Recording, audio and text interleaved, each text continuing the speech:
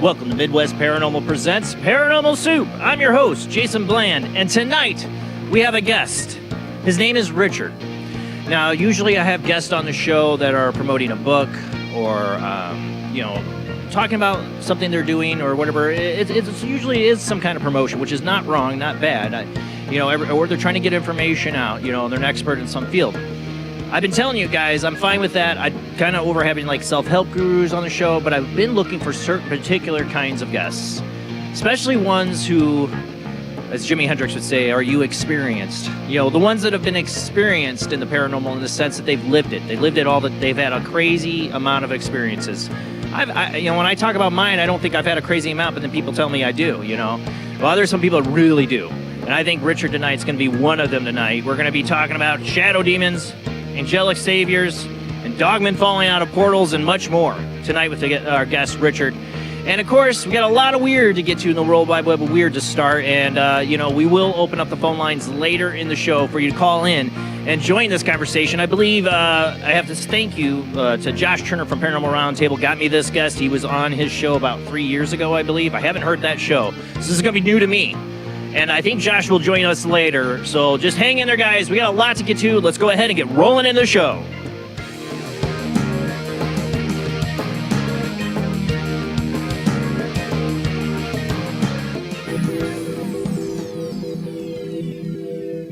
Welcome to another night of Paranormal Soup. As I said before, I'm your host, Jason Bland. Tonight's guest will be here with us here in the panel. I'll introduce him in just a second. Glad to be here, guys. I want to say last Sunday we had a incredible show. We did the 1 hour and a half live stream, and then we had a members only, YouTube members and Patreon members only stream for another hour and a half. And I got to say, it was a lot of fun. I had a lot of fun with you guys. Thank you to the Patrons. Thank you to the YouTube members. Thank you to, I always want to say Sunnyside, Summerside for the gifted donations for subs that got to join us that night. We're going to do more of those, so thank you so much. Joining me, as always, is my beautiful co-host, Jamie D. How you doing tonight, Jamie? Doing well, thank you. Glad to have you here, as always. And as well, my other beautiful co-host, Rob Autry from St. Augustine, Florida. How you doing tonight, Rob? Doing good. Glad to hear you. These two host the show Weird Wednesday, every Wednesday night, 11 p.m. Weird Wednesday. If you can't get enough of Paranormal Soup, these two right here, Weird Wednesday. Go follow and subscribe. Rob, I got to get what is the YouTube channel, though? You need to change it to Weird Wednesday. I'm sorry, but what is the YouTube channel? It's Old City Blog. Old City Blog, guys. Go check it out and subscribe. Blog with a B. With a B.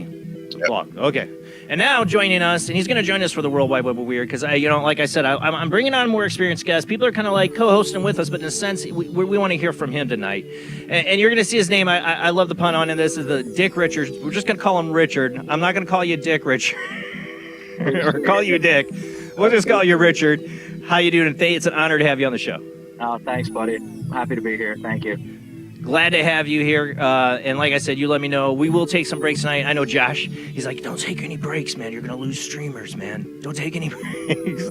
I got to get a bathroom break in sometimes. And I know Richard, Jamie, and Rob. So we might have less breaks, but we might still have a break in there. I don't know. But we will open the phone lines later. That is guaranteed. We got a lot to get to. So let's go ahead and roll into the World Wide Web of Weird.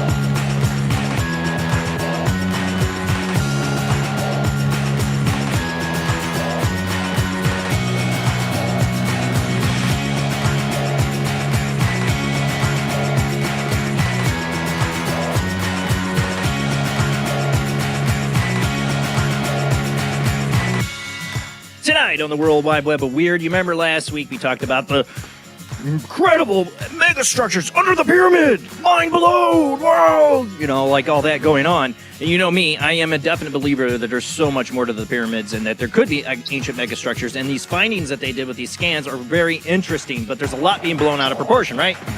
And I mentioned, I couldn't remember his name. One of the listeners reminded me of Sawi Hawass. I can't stand the a-hole. Every time I see him, I think the guy's an a-hole. But, he had something to say. For those listening on the Paranormal Soup radio network on the Talkstream Live Paranormal Radio app, we are a webcast streaming out live to Facebook, YouTube, and Twitch every Sunday night at 11 p.m. Eastern. Come check us out, follow, subscribe, or just listen, and I'll narrate as best as possible. Yeah. Well, you'll see how best that is. Okay. All right, I have the Unexplained Mystery article. This is one of the ones from Daily Mail. What's the headline on the Daily Mail one? Secret CIA files claim... Oh, no, that's the wrong one. That should be two. Did I get them mixed up, Rob? There should be one, should be the pyramid one. Did I get it all screwed up? I'm looking. I was doing it quick. I might have. Oh, no. You were on Article 2. Article 1. There it is. Okay, yes. We were talking about this last week, right? And one of my lists, I was just like, his name's like Hawass, Zawi something. And it's like Zawi Hawass. Thank you. All right. And it reminded me of this a-hole. I maybe he's a nice guy. I don't know. I hated his reality show. Remember he did a reality show? Was not a reality show, as most of them are not. It capitalized his arrogance, and I think he's covering something or hiding something. Zawi Hawass. I know it. Anyways, he had some things to say. The claim that there's a vast city beneath the pyramids of Gaza has become the center of some headlines debate, a heated debate. A few days ago, we reported the story that an international team of scientists had claimed to have discovered evidence of structures descending 6,000 feet beneath Egypt's pyramids of Giza. The discovery, which was made by researchers of Scotland University of Strathclyde, and Italy's University of Pisa, involving using radar pulses to create high-energy resolution images of the subsurface. Describing their findings as groundbreaking, the team reportedly discovered 8 vertical cylindrical structures extending 2,100 feet beneath the ground, and even more unidentified structures descending further 4,000 feet below that. After the story broke, the press, however, wasn't long before the team's finding had become the focus of significant criticism from various other researchers, archaeologists, and Egyptian antiquities ministry officials. We saw that coming. One of the more prominent figures to play down the discovery course was Zahi Hawass, Egyptians' own Indiana Jones. How dare you? And a legendary archaeologist who has been involved in countless evacuation. Man, why would you use that word comparing to Indiana Jones? I like to make a statement regarding the news that was published all over the world by a group of amateurs. Amateurs, you can hear his. The news was under the period of the Karaf at Giza. I'm butchering all this. Found a platform topped with pillars. All the information is completely wrong and has absolutely no scientific basis. In addition, the Ministry of Tourism and Antiquity did not give permission to any individuals or institutions to work inside or outside the second pyramid. Well, right there, Zowie. Isn't that the problem? Isn't that the problem? Right there in your statement. You didn't give permission to anybody to study it. That's the problem. Amazing. Right. Let's find out. If these guys are right or wrong, prove it. Put up or shut up. Prove it, Zowie. I don't know if there's pillars under there. You don't know. Anybody know? No, because you don't let anybody do any actual research. You don't. Because you're an asshole. Sorry, I'm not cussing. I'm already dead. That's why from the beginning I said that sounds great and all. It would match like a lot of like things I think, but unless I know somebody personally that I trust that has been to that spot and saw it with their eyes and they're credible to me, can I believe something? Like anybody can print anything they want. Rob, you're muted if you're trying to talk. I went there last week and dug around, but yeah. Does anybody Got the metal remember detector out. Does anybody remember that they came out with this like several years ago? Like, Well, is this it was a Mandela 2022. effect? Right. Well, no, it was 2022 this study was done. I remember when this came out. Okay, But thank suddenly you. it resurfaced with the Reese report, I think. Guy used to be on InfoWars. Resurfaced with this, and then it kind of went viral. So these guys did this work like, 2-3 years ago. Yeah, I remember that. Mike, But, go ahead. Mike has a bunch of interviews. Secker? I can't remember his name. Yeah. Talking about this. So I've been wanting to hear. Oh, yeah. He takes his- tours there. He's trying to get his- me to go. Yeah, me I just don't too. have $3,000. I don't have the money. Exactly.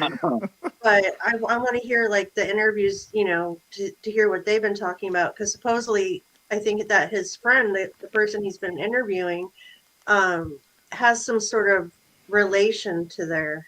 I think it was like really, actually, I mean, if it was like $3,000 or something, it actually is a really good price for everything you It get to do. really is. It's a super But- good price. Like if you got $3,000 and you want to I go don't see the have it. pyramids, check out Mike Ricksecker whenever he's going to go. He goes like once or twice a year. Definitely go check Mhm. that out. It's if you got to take a trip, go with somebody to get Stargate you to tours. place. He can get you into places they don't usually take you.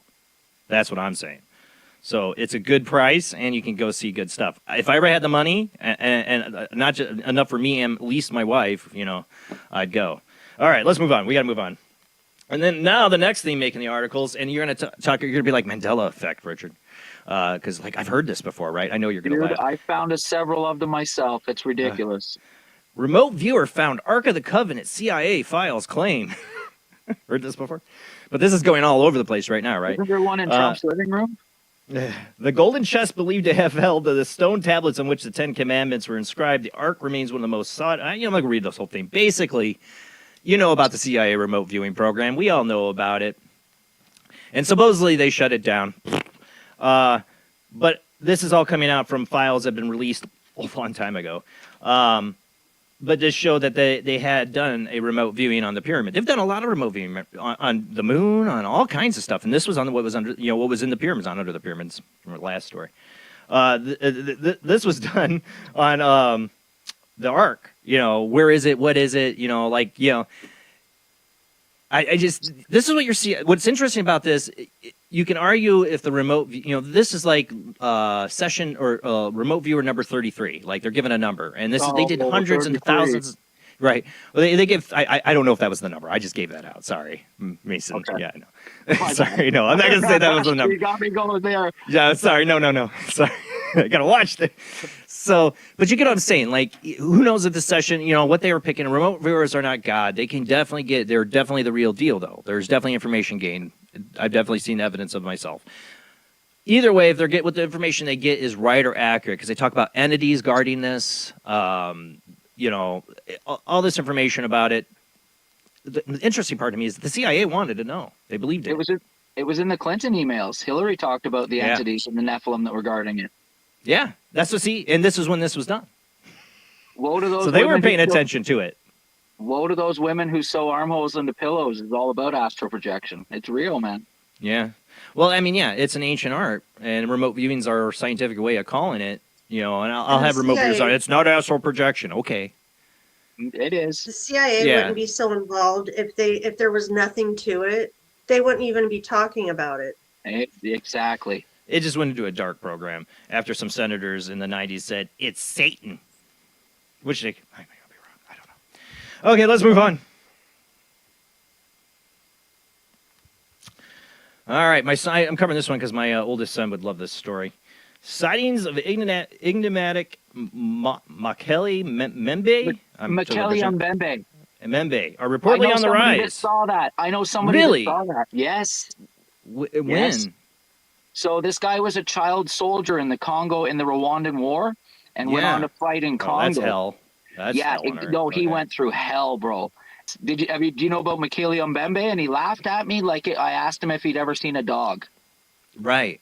He goes, everybody knows about it, dude. He goes, they it's ate him. Real. Yes. Yes. They ate him. Yes. And There's those so much things evidence them as well. Well, recently there's been a number of sightings. I don't read the whole article in the Congo Basin, but there's been a lot more sightings recently. One of the earliest, we're gonna get into this. What's the latest account? They're just talking about in this article. They're talking about there's a huge resurgence right now of this happening, of people seeing it. Wow.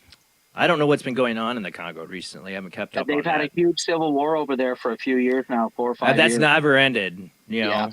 It's really. But I don't know where it stands. I just was wondering where it stood lately. Oh, they're. Well, they don't have CIA slush fund money going in there right now. Maybe I don't know. Yeah, not at all. Not a single dollar. We'll see. We'll see. All right. Moving on. But I love this idea. My son, you know, he's a huge Jurassic Park fan, and he has the same Jurassic Park poster I had in my room when I was a teenager. Cool. And he loves the idea of dinosaurs, and he's always like, "Is there one alive? Like, you ever go to guest on your show that talks about seeing a dinosaur for alive?" So I love that. Yeah, tell him that I know somebody that saw it. What did he describe it as? I know we got to move on, but a huge brontosaurus that was in the middle of the swampiest, bushiest jungle you ever seen in your life. Yeah, he said they'd all seen it. And it was common place to see. He he laughed at me when I asked him if it was real. Like I had asked him if a bird is real. Yeah, because he says they all know about it. It's 100%. They've seen it many times. He knows that many people. He said, I seen it myself. All my soldiers saw it. So, yeah, nobody's going there to go find out right now. Yeah, exactly. So do they see the head sticking up out of the brush whatever? He said he saw the whole thing. It was like in a swamp or whatever, and it sort of a picture like that where it was 3/4 of the way standing. I had to sit through that horrible 90s movie where it was they find the Brontosaurus live in the jungle. It was really bad animatronic dinosaur. Just because my son caught it on Prime or something at one time. He's like, well, we're watching this. I'm like, oh no. We can watch Jurassic Park again. What was the name of that movie? I know what movie. I cannot remember. It's a movie, and it was years ago. I've seen it. I saw it years ago when it first came out. Probably on TV, you caught it or whatever. I can picture the people.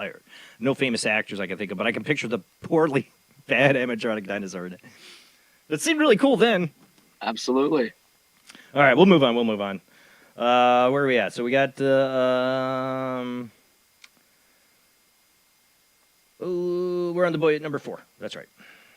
Running out of time here. Supernatural suspicions around Thai boy's bizarre disappearance and discovery.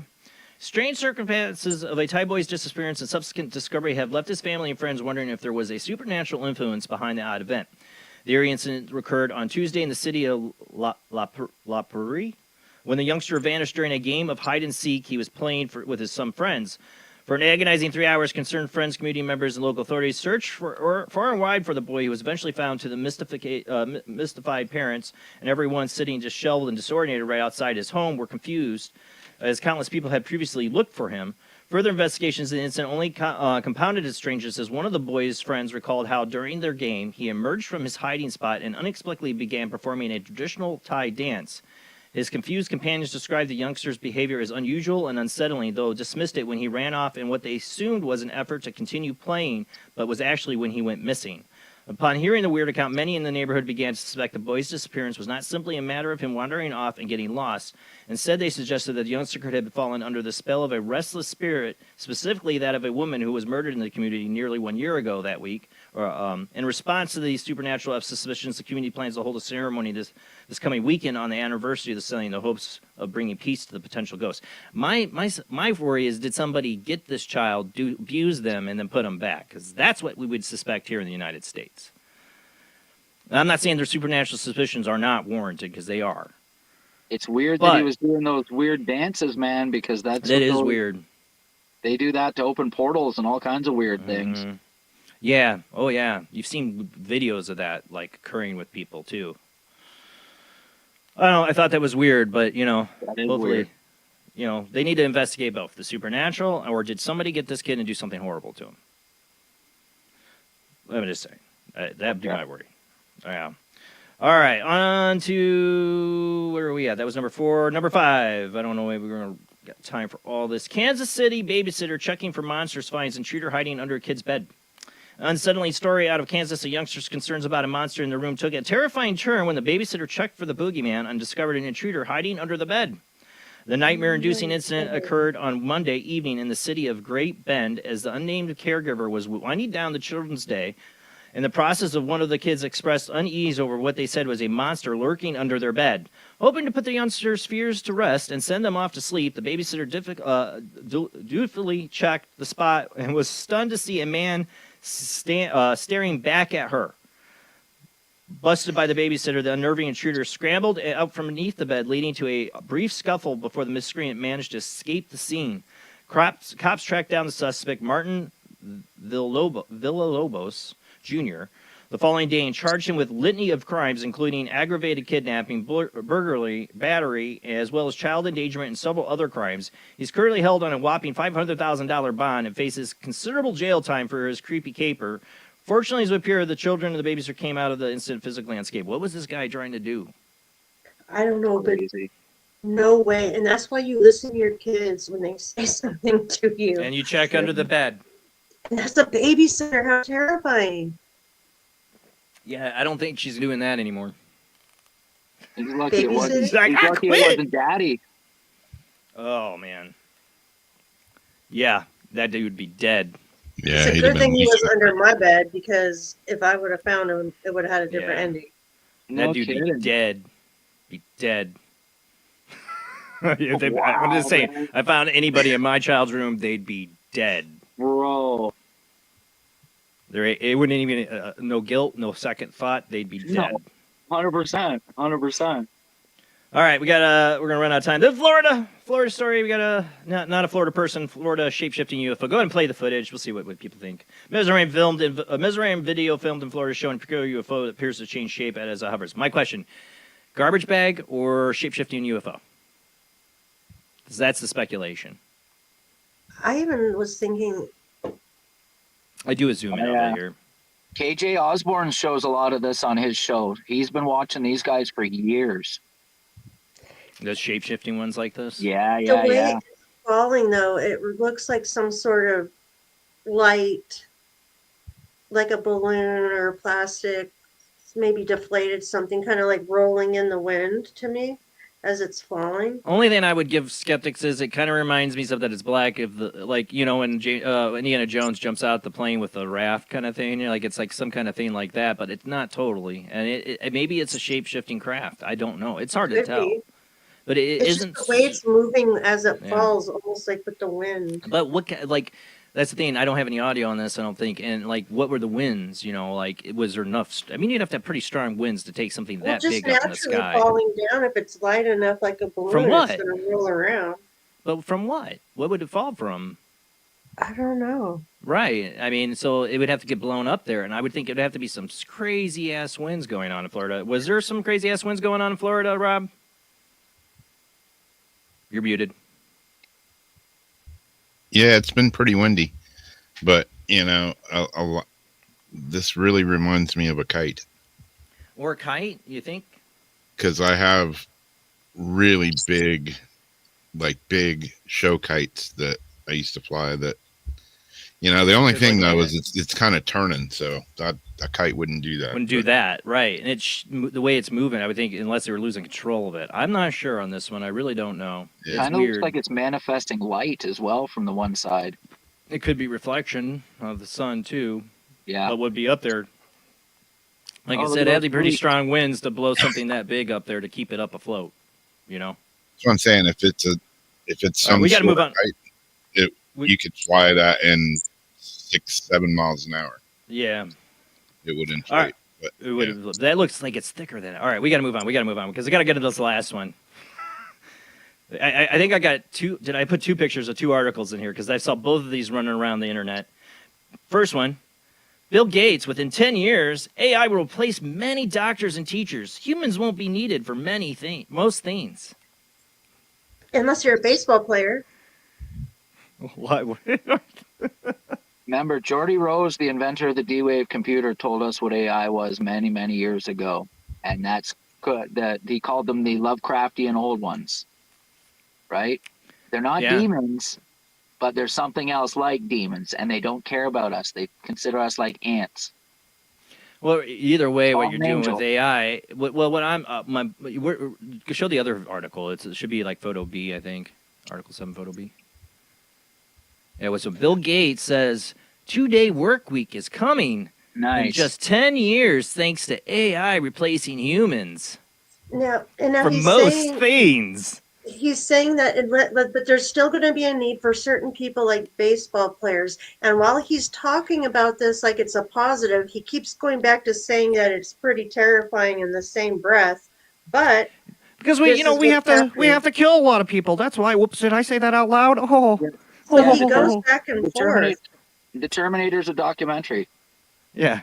Well, it's not just this. What I've said on this show for years, Richard. I said the whole get rid of the population control, reducing the human population. I said that will be implemented the moment they get AI and robots to replace us. Amen, buddy. 10 years I've been doing this show. How long have I been saying that, Jamie? They started running the suicide pod in Switzerland. Yeah. Oh no, we can get into that. He's in Canada. Come to Canada. I can tell you a few things about those pods. May I just elaborate slightly? Well, okay. we got to go to commercial break.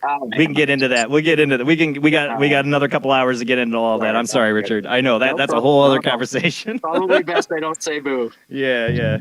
All right, guys. We're going to go to commercial break. When we come back tonight, our guest is Richard here. We are going to talk about a lot of different subjects tonight. I can tell you that. And like I said, I've been looking for more guests like this about their experiences. People have, just like me and you, they've had a lot of experiences. I think that's why a lot of you guys come here. You've had a lot of your own. And that's what we're doing tonight. We're having a conversation. That's what I like to do. Sit down, have some coffee, smoke your cigs if you got them. Do what you got to do. We're here for the long haul tonight with our guest, Richard, when we come back from the short commercial break.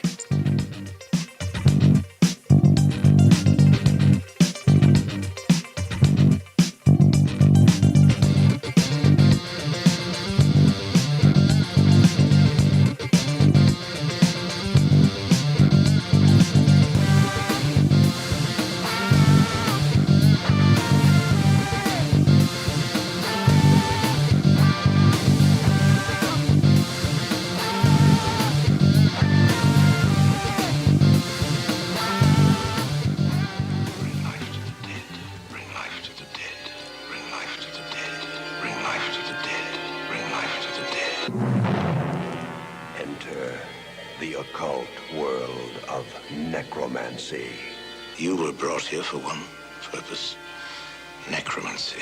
A ceremony dating back to the pre-Christian era. It's the art of reviving the dead.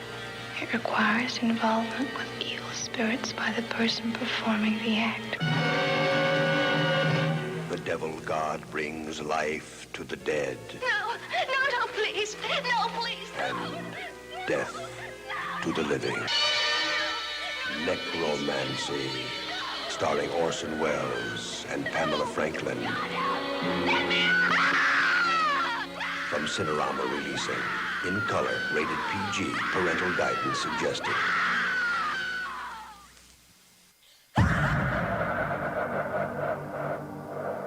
If you are interested in discovering the truth want to hear from leading researchers in the field. Join Justin Brown on his 3 weekly shows named My Paranormal Soapbox, Necromancer Live Show, and the Supernatural Symposium, live on Facebook, YouTube, and InterfaceDeath.net.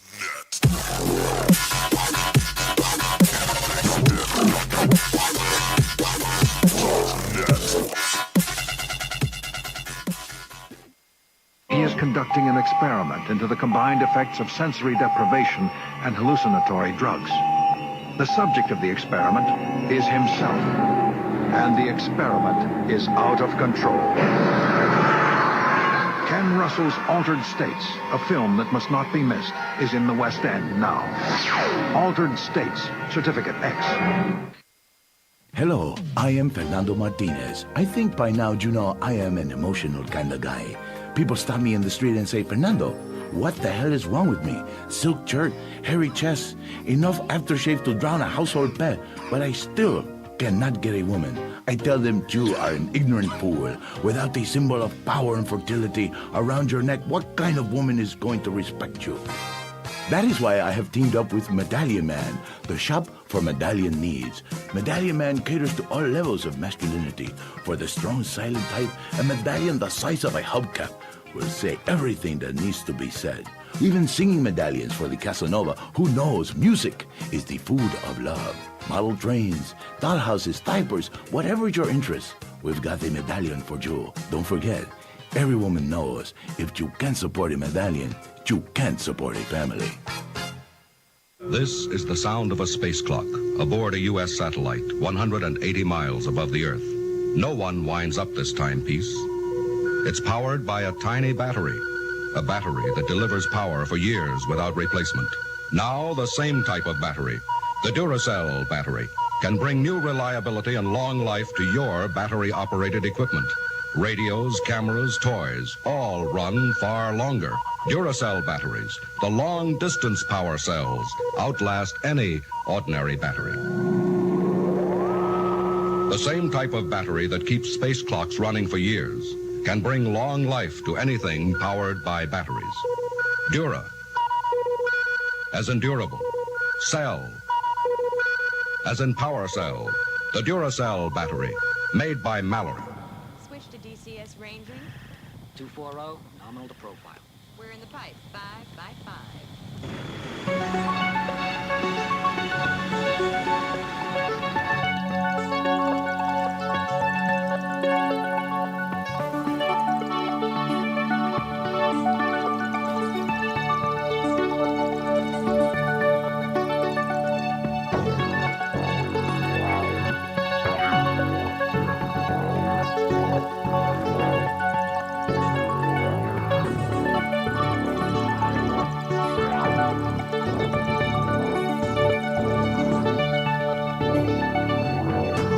Tonight on Paranormal Soup, our guest is Richard.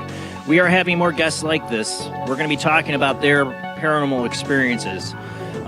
Some people's are going to be a whole paranormal soup, and I think this is one of them. Some might be just focused on a certain event, and I'll do that. I don't care. I'm trying to get more people to really talk about these things and have a conversation about their experiences. And I'm really thankful to Josh Turner from Paranormal Roundtable for helping me find these guests, especially this one, Richard, tonight. He might be joining us later. But we're going to be talking about a lot of things he's experienced, like UFO abduction, shadow demons, angelic saviors, and dogmen falling out of portals. This is the things he gave me. It's just a little bit of a list of things to talk about. And I think we're going to get a lot of those subjects tonight. And we will open up the phone lines later in the show because we do want to hear from you and join this conversation. But we got a lot to get to, so let's go ahead and get to our guest.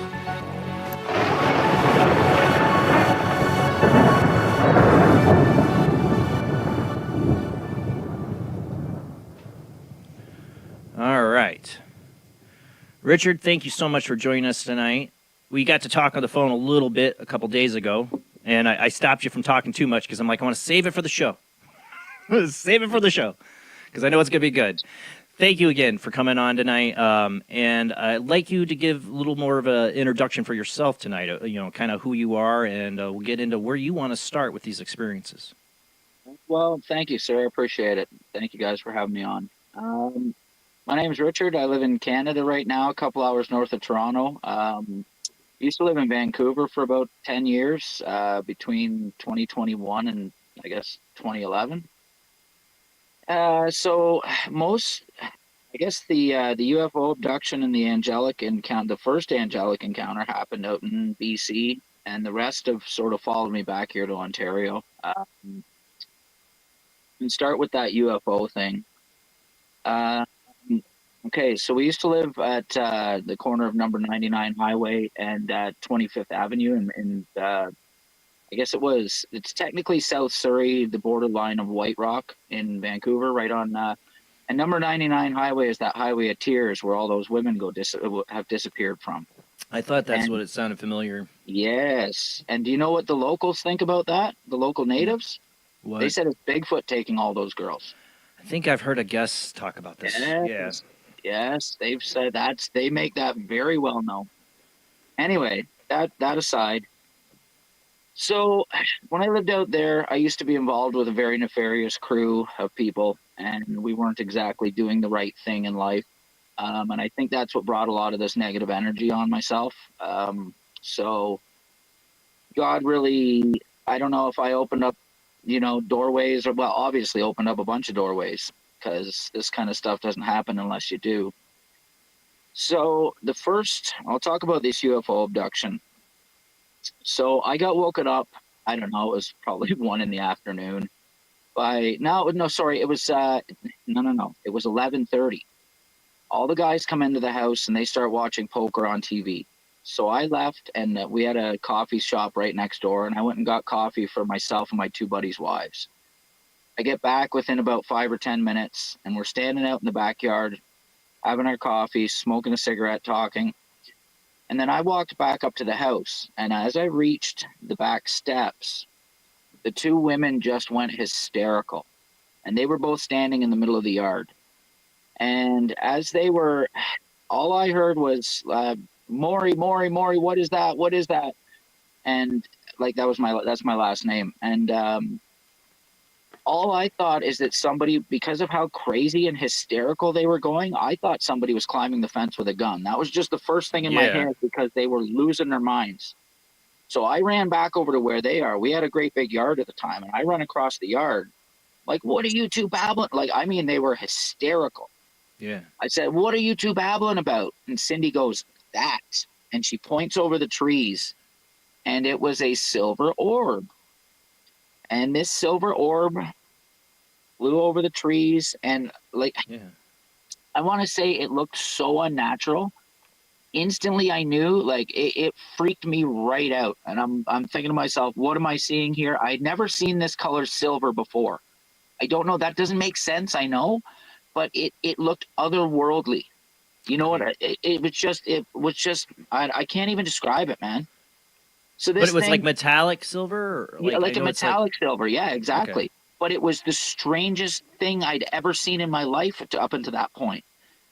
And it come over the top of the trees, and by this time, Cindy and Crystal were sisters, and they were sitting there hugging and screaming into each other's shoulders. And I just stood there kind of flabbergasted, and I'm like, what am I seeing? We're seeing UFOs right now? Like, what is this? The thing got right over top of it, and it wasn't even that high up in the sky, man. Like, it wasn't even, but I don't know, maybe 100 feet in the air, not even. Right. Then it stopped, and it stopped there. And as I'm going to look for something. Oh, here we go. See, that's where. Can you see that? Let me put you up. Hold it. One second. Here, I'll hold it up close. So it's round, right? So from this side, right here, about here, it started twinkling, like a bright light. And then all of a sudden, it was like this light was along the bottom. Sorry, the light went along the bottom like this. And then it started twinkling on this side. And then this twinkling light started moving along the other light that was down. It was just like a thin piece of light along the bottom. And as it was twinkling and getting moved about halfway down, I remember going like this and being like, why is this thing so bright? And putting up my hands up in front of my face. And it felt like I took a breath and inhaled and held it for 2, 3, and then it was like the light engulfed us. So I'm like this. This is all I remember is 2, 3, the light just being so bright that I'd never seen anything that bright before. And then it was like I let out the breath, and the thing was still here, and then it just moved and moved and moved, and then vanished into thin air. It was as though it flew into an invisible doorway. Can I ask you something? Sure. How I mean, estimate wise, how big do you think this was? That's a good question. It was so in the sky. It was about like it was. I can't really say. I mean, it was maybe several meters across. Like it wasn't anything humongous. Bigger than a basketball? Yeah, absolutely. Like the size of like a car, maybe. Okay, that's what I was wondering. Car. What we're Yeah, talking something about. like that. Like a little, like half the size of an SUV, maybe. Gotcha. That's all I could think at the time. So it flew over the house and disappeared into thin air. And then I remember I ran into the house and the girls are still sitting there. I looked over, they're still sitting there hugging. Run into the house because I'm like, oh my God, I got to tell all the guys we just saw a UFO. I get into the house and there's one guy. There were 7 guys in the house before and they were all watching poker. Now there's one guy in the house sitting on the couch and he's crying. And as soon as he sees me, he starts freaking out. He's like, where were you? Where were you? Blah, blah, blah. Where were you guys? You guys have been gone for an hour and 45 minutes. Da, da, da, da, da. He goes, look at what time it is. It was like, I don't know, 20 after 1. Remember I said it was like 11:30? 11:30, yeah. Yeah. So it was or 1:45 or something. I can't remember exactly what time it was, but it was after 1. Like it was almost 2 o'clock. You lost a couple hours at least. Yeah, we've been gone that whole time. He said everybody's out looking for you guys. Did they see anything happen? I think somebody saw something weird out the window, like saw us kind of vanish out the window. That's what I was wondering. So what happened was, and this is the weirdest thing ever, is that it sort of slipped from everybody's memory. After we freaked out, they freaked out at us. I went back outside, and Cindy and Crystal had gone in the next house because it was 2 houses on one property. They had gone in, and then it just slipped my mind for years afterwards, for like 2 years. And then I remember when I went back out to BC again for a visit after I'd come home, I said, I was like, wait a second. Do you remember that weird thing that happened in the backyard? Cindy didn't remember. Crystal's like, oh, yeah. She goes, I remember. I absolutely remember. Yeah. I was pregnant afterwards. Yeah, I knew you were going to say it. Well, this is there if I interject please, in this a second? Please. Because I'm really curious about the description of the way they reacted when they first saw it. And the reason why I say that is I think if somebody has like an encounter or something like that in the sky, it's not generally terror, but it is for a subgroup of people, for regular abductees. Their reaction tells me they subconsciously knew what was coming. Like it was coming out. I knew something was really, really wrong with it. Like when I said I'd never seen that kind of gray before, the craft itself freaked me right out. I didn't know what it like. I don't know. How long have you known these ladies? Oh, since I was a kid, 20 years. Are they family, genetically related? Those 2 are, yeah. Okay, all right. Yeah, those 2 are blood sisters, same dad and all. What about you? Are you related at all? No. Okay, but they are. Yeah. Yeah. So. And Crystal was pregnant right afterwards, and Cindy was pregnant, I don't know, a little while afterwards. She remembers. Crystal did. Crystal remembered. That's Cindy the first one that was pregnant, right? Yeah. Cindy didn't have a clue. She's like, what are you guys talking about? Completely gone. I've experienced this. My only major UFO, I've had another one out in the woods, but my first major UFO sighting was this gigantic, silent, no lights over Michigan City. Saw 4 other people, and only but one had a slight hazy memory the next day of it. Only me that had the full memory of it. I didn't remember it for 2 years afterwards, dude. Yeah. Is it like you didn't remember it, or is it like the sense of you're wired not to think about it? That's how I've described it. It was like it was erased from my mind. Yeah. Yeah, I get that. I mean, I've had abductees on here. Terry Lovelace, thank God for his wife, made him write stuff down in a journal when all of his stuff happened to him in Incident Devil's Den. If it hadn't been for that, he would have lost most of what happened to him because his brain erased it there years later. It was weird, man. Like I said, I went in and Buddy was crying on the couch, freaking out. And I remember going back and seeing the girls weren't there, and then I never thought of it again. Yeah, that's so common. I describe it as your brain being wired not to look at it, because I had an incident in the woods too in Red River Gorge, Kentucky, where it's not that I didn't, like, it was completely erased from my mind, but I just put it off in a part of my mind where I just didn't think about it. I just didn't think about it until I read Incident at Devil's Dead, and that brought it out, made me think about it, you know? I don't know what brought it up again in my mind. I don't know. Maybe I was watching. Could have been any kind of trigger. Yeah. Probably watching Ancient Aliens or something dumb like that. Well, that's what. See, me and you. You know, we're kind of people that are always. I would love to get to, like, if you have you had we'll get into this, if you had childhood experiences at all and stuff. But I've seen stuff since. I bet because I've seen stuff since I was a kid. And like I said, I could see that UFO and remember it while my friends couldn't. But I even me, who watched X-Files and is into all this stuff, would not think about this trip in Kentucky, like the whole experience, and that is an abduction experience. I wouldn't think about it. I put it on my brain. It never came up as a subject matter until many, many years later. Weird, eh? Yeah, it's like your wire. It's there. It's in your mind. But it took a trigger to, like, make me access it, to go, yeah. It's almost like they scrub your memory. It's almost like they scrub your memory. Because I can't remember what happened while we were gone. Right. Neither could they. I've had some weird dreams, though, man. I've had some weird dreams. Any of them, do you think, are, like, memories of that day? Maybe. It's hard to say with dreams. I can't say for 100%, but it wasn't cool what they were doing to me. What kind of things are you willing to talk about? Any of that, or cutting pieces off you and showing you your arm and showing you your leg and doing all sorts of weird things. I had one of my other experiences. See, these experiences, like me, you know, that I had. One of them that wrote off, I wouldn't think about, was I was sick as a dog. And then I had this dream where they were putting this stuff in my lungs and chiding me for being a smoker. And the next day I woke up, and I couldn't breathe that night. I woke up and I was perfectly fine. Maybe like it was all gone. You know, I've had weird stuff like that, but, you know, it's like your brain is wired not to look at. I've heard of them healing people from cancer and all kinds of weird things, but I think that's just to gain the person's worship myself.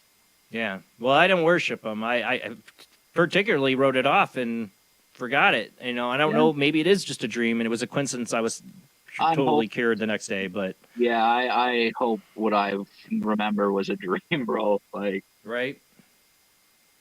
So you know, like me, I don't want to do regression on it. I've thought about it for years now since I've been doing the show, and I've had guests on. If I want a regression, I can get one. You know.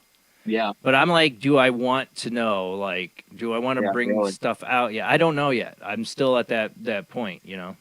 Yeah, I hear you. I don't care at this point. I don't want to know. I'm probably happier that I don't know what they did to me. Well, especially if it's stuff like you're describing. And I've heard other abductees describe this. Yeah, you could, like, feel it. You could feel what they were doing. Like, they were torturing you. And so they, you know, like one of the things that reminds me, I swear there's a Star Trek Next Generation episode where they tried to point out alien abduction. They're being taken. And one of the things in that episode was they discovered one of the people that had been taken, their arm had been cut off and resewn. Yeah. It was Riker. It was Riker, actually. I think it was. That's basically what I remember, or what I was shown in a dream, or dreamt about anyway. I mean, I wish I named Remember that episode from Next Generation. Sorry. You know, Star Trek. Well, I can't, I'm right-handed. But that episode, I swear, was their shout out to abductees. It really was. Yeah. It was a Jonathan Frakes episode. It makes sense because he's a total believer in it. Crazy, man. But yeah, in that dude's arm was cut off and put back on. You know, and I swear it's a shout out because there's so many abductees have described exactly what you did. which is Wild, doing things like experiments like that. That's crazy to think about, you know. I mean, no wonder your Just brain will compartment. They don't have to do any special. That's what I was just gonna say. There's a they reason. they don't need the Men in Black device to erase your mind of these events. It's the trauma. You do this to anybody, SRA, their brain buddy. compartmentalizes SRA, man. it. Yeah. Oh yes. Yeah. We get into SRA. Yeah. You know, I can't even say the full what it stands for on this show without getting totally Look it flagged. up. But Look it up. Yeah. yeah, that's what it's all about: is fragmenting and compartmentalizing the brain. And you cut somebody's limb off, well, that'll do it. Yeah, it works well. All right, so I'm sorry if I got you off track from your stories. Just some things I wanted to get into with that. Thank you. I appreciate it, man. So you had this abduction experience. It took you a couple years before you actually remember some of it. Like maybe 2013, I think I went back and talked to them about it. Do you still talk to them? Oh, yeah. I haven't talked to them in a few months, but yeah, they're still out there too. So good. Yeah. But you never know. She might regain more memories too, or either one of them could. Well, see, where they used to live in Burnaby, on the they could see off their balcony. They could see the Ophanum. Remember, I think that the Ophanum are those orbs. Yes, we talked She about could this. see them. She could see them flying in and out of the water all night long off Vancouver Island. And Vancouver Island is really heavily steeped in witchcraft. Like, it's almost completely taken over by witches, that island. And all night long, you can see those orbs flying in and out of the water around Vancouver Island, all friggin' night long. Everybody in the city knows that. You think it's connected to the occult activity? Oh, I have 1,000%. 1,000% I do. Yeah, I absolutely do. I mean, what would be talking about then? Like, if they're seeing these orbs, maybe not aliens, but some kind of elemental force. I believe that they are the Ophanum from the Bible, the biblical. What Ezekiel's wheel is, or what Enoch talks about, the Ophanum, but they're fallen angels. They're the bad one. They live in the water. That's true. I mean, you think about all the different folklores that consist of this, you know, centered around water. Absolutely. Yeah. Talks about it in great detail in the Bible. That's where I think tonight comes from, is the water. What was it tonight? I don't know if you were listening to Josh's show tonight. He was talking about somebody seeing like this dogman thing, dog, like kind of like a wolf and bear combined creature coming out of the water. Interesting. Right? Yeah. I think that's the elementals, man. I really do. I call it elemental. There's a biblical references to it. I've always had a theory.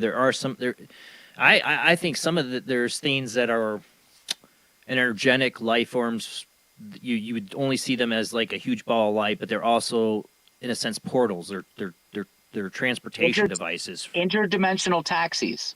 Right, exactly. That's what I'm saying. That's exactly what they are. Where the spirit goes, the wheel goes, it says in Ezekiel. Right. Because the spirit of the living creature is in the wheel. The reason I think this is, since I've been a kid, I've had this fictional story idea in my head. And it revolves around a kid traveling in one of these things. Interesting. And they're chased by this beast. And, years later, I have guests on and Josh's show, and I hear these stories. I'm like, was I onto something subconsciously? Probably. Thinking about the story. And I've been trying to write another story, but lately I've been thinking about getting back into that one because it really draws upon all, and that's before I knew any of this stuff, like a long time ago. I was a teenager when I came up with this idea. For thousands of years, they've been used by witches and warlocks as a transportation device. They're called witches' salamanders. And they'll send them out to spy on people, and they'll send them out, and they'll literally try. Remember the wicked or the good witch of the East or whatever that shows up? She shows up in a bubble. Right. That's exactly. It goes up in the orb, bro. Right. It's telling you. It's telling you they use it as a transportation device, man. 100%. Well, my first paranormal experience I'm always reminded of by The Wizard of Oz. Because I saw, well, it's probably not my first paranormal experience, but the one I remembered knowing for sure was a paranormal experience was me and my cousin Phil were 5 years old and saw a green floating head screaming at us. Well, he didn't hear the screams, I did. Yeah, flying around a room. And it looked like the Wicked Witch of the West, but it was glowing. The face looked like her face. Like an old every time it looked like her. To me, like when I first, I remember getting the chills seeing the Wicked Witch the first time in Wizard of Oz because it reminded me of that. I was so young. Yeah, the old crone's been seen a lot of times for a lot of years, man. But these orbs, I've always been fascinated. It's like something in my mind's told me subconsciously when I was a kid, before I knew about any of this, when it comes to the biblical references or to people's experiences, I had this idea in my head. Where's that come from? Eh? I say kid, I was like 14 or 15 when I started thinking of the story. Very interesting, man. Yeah, so I don't know. How many experiences, like on PRT, for example, he's got dozens of experiences where people will see this orb in the woods or the light in the woods, and then all of a sudden a flash of light and there's a dog man, and a flash of light and there's a goat man, and a flash of light and there's some other kind of monster. Yeah, all the time. Yeah, and like I said, when I thought of this idea when I was a teenager, I was into the paranormal and all this stuff, but I didn't know these stories like that. I didn't have any idea about that stuff. So it makes me wonder, does the subconscious, fictional, I always wonder if fictional writers write stuff in, it comes from research and sometimes, but they pull stuff from the ether that is slightly the truth, like you pull around concepts, so I just wonder, I'm like, was I subconsciously remote viewing in my imagination and picking up on what these things are? About it. Yeah, right. So I'm fascinated. As I've done this show now for 10 years, it haunts me as I really get deeper into this stuff, and I have guests on, and we get in this idea, and they tell me about. I had guests on, Chad and Alta Dillard wrote a book called. I still have to watch that one. Oh yeah. I think I told you. Yeah, Abducted. Yeah. I have the book. I don't know if I have a second copy, I'll send it to you. I'm really precious with my books though. Because theirs is hard to get. I don't know if you can get print of it anymore. I don't know if they print it anymore. But it's called Abducted, and it's a crazy experience they had being abducted by this blue orb, and there was a being inside. It was like bigger on the inside. Crazy, eh? Yeah, and it was like a gray alien, except that he had blue skin. Why was he inside the orb? Right, and it's bigger on the inside, right? I know, it's crazy, man. It's crazy. All right, so you had that experience. Where did you go from that? So we moved out of that house, and I moved in with my girlfriend in the next city over, New Westminster. And this is where I had that. Well, I'll explain. So, remember I was saying I was living with some rather nefarious characters, doing some rather nefarious things, living the Vancouver lifestyle as it was. Well, the people that we had crossed, let's just say my enemies caught up with me. Okay? And one night I was letting the dog out for a whiz, and I took her across the road, and we're on a hill, and we're living in a row of townhouses in the end townhouse. I see these two guys sitting down the hill in a truck. I'm like, what are those guys doing? And they blew their cover by driving up and parking in another spot closer to me. And I was like, oh, that's not good. So I kind of rushed back over to the house. And as I got to the door, I felt a left hand grab me on the back of the head. And then this voice inside of my head said, Richard, I don't care what you've done in the past. Bend over and take this dog's leash off now. Because I would always wait to get inside to take the dog's leash off. So instantly, it was like this euphoria came over me. And I remember giggling to myself and thinking, who am I to argue with you, mysterious voice in my head? And as I did that, it was like bang, bang, bang, bang, bang, bang, bang, right over my head. So, yeah, that happened. And after that, it kind of ruined everything because, they knew where you are and stuff. So we had to get the heck out of there. And, but yeah, I believe I know that was some sort of angelic force, whether it's a guardian angel, I don't know what it was. God. But I'll explain to you after why. Because in 2015, now nothing happened. I moved back from BC, I don't know, a year later, 6 months later, something like that. And in 2015, now this is ridiculous. Sitting there, and I had a couple of dogs back in Ontario, living at my parents' house, and I went up and walked up the street I was living on and grew up on, walk around the corner, just a little side street, and then down the next street. And on the smoking porch of the house that my best friend as a child lived there. I spent so much time in that house. It was ridiculous. And then my brother's friend's parents bought it. So my brother was hanging out at that house all the time too.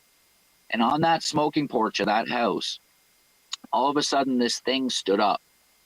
And it stood up and it got bigger and bigger and bigger and bigger and bigger. And this is this crazy freaking shadow demon thing that I encountered.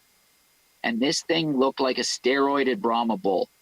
Like it had it, so it's like the muscle on its neck, like it went from its top of its head down, and it was, I've never seen anything like, the biggest guy in the whole world was a pipsqueak compared to this thing, and it had stereotypical devil horns.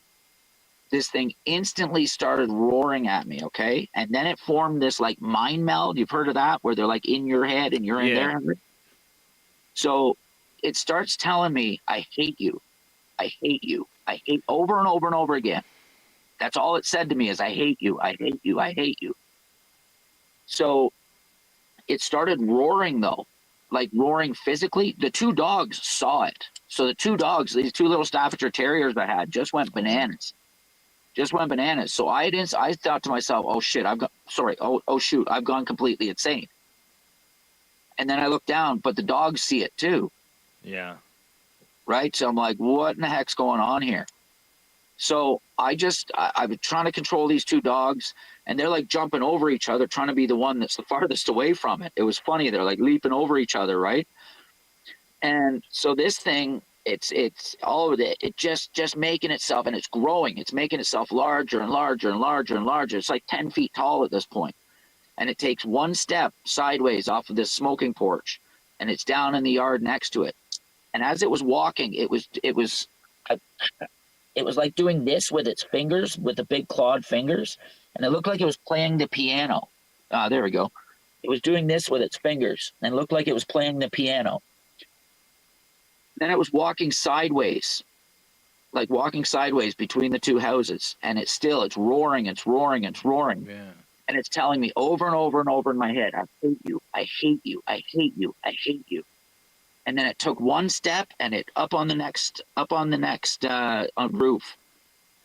And then it perches itself on the roof, and it's just roaring and roaring. And then the infrasonic started to hurt. And what it felt like is that like somebody had like a wet towel wrapped around each individual organ and was squeezing and squeezing and squeezing and squeezing, but it kept getting tighter and tighter and tighter. So I kept walking. I'm like, I don't even know what to do at this point. And I had accepted Christ by this point, because life had just gotten to a point where it was like, okay, Lord, please help me. If you're real, please help me, sir. And I was studying spiritual warfare, reading the book of Enoch, all of these things, reading the Bible. Oh, and boy. Yeah. So, but this literally, so first house. And then the thing takes one step down, and it's in the yard, and it's doing that weird thing again with its hands beside it. And it's roaring, and it's roaring, and it's roaring, and the dogs are freaking out. And then we went like 3 or 4 houses. And then I remember thinking to myself, oh, wow. And by this time, though, like I said, it was getting tighter and tighter and tighter around each organ. Like this time, it was like it was starting to hurt, like where I was like, oh, each time, right? And I remember thinking to myself, I can't take this thing home with me. So I said, in the name of Jesus, F off to the thing. And the thing roared, laughed at me. Instantly. Laughed. Oh, laughed. Yeah, laughed at me. Because I had told it to F off in the name of the Lord. Yeah. Instantly, from behind me, it was like the entire universe exploded in light. I've never seen anything like this before. So I've come to understand that's the glory of God. Moses, Isaiah, and Stephen, John, and Patmos also saw this, where it's like the whole universe explodes in light. I've seen it. Buddy, it was the most, like, even the light from that UFO thing was nothing in comparison. It was like the whole universe. It enveloped, like it went through my body, man. I had my eyes closed. You could see, like, I could see my eyeballs. It was like X-ray, dude. It was unlike, I can't even, like, all glory to God, man. All glory to God. It was like the whole universe exploded in this brilliant white light. And then all of a sudden that left hand on the back of my head again. And it said, Richard, that's not what to do. You know what to do. Get rid of this thing. And I said, in the name of Jesus, I owe you nothing on the cross. I rebuke you in the name of the Lord. And this thing, so, but as soon as that light came, because I was still had that mind meld with this monster, it went like, it was almost like it just went, oh, and knew it was defeated. Like I was in its head and it was in my head kind of thing. We had this weird mind meld. Instantly, as soon as I said that, this thing vanished from the roof that it was on and appeared in beside the house to the left. And it was getting sucked into this crazy black vortex that was about like that big.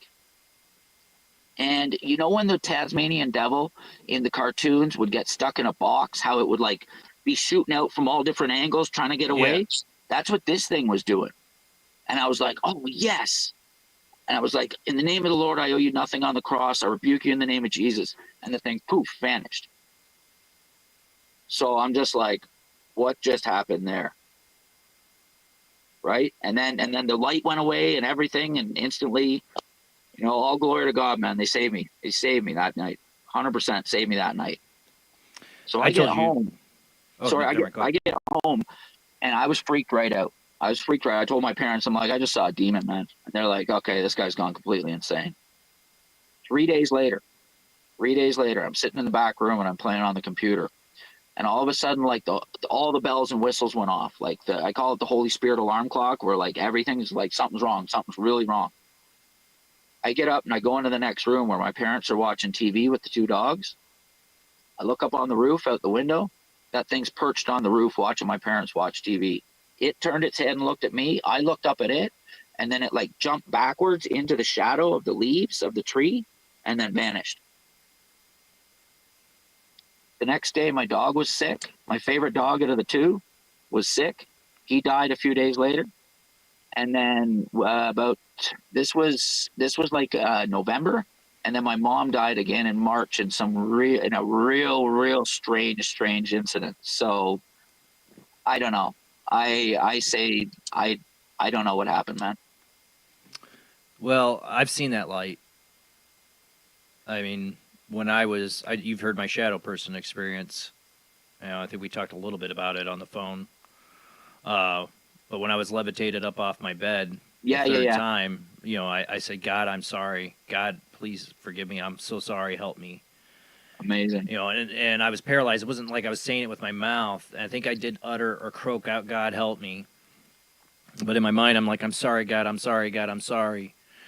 And it was like that bright light just hit this thing, and the whole room lit up.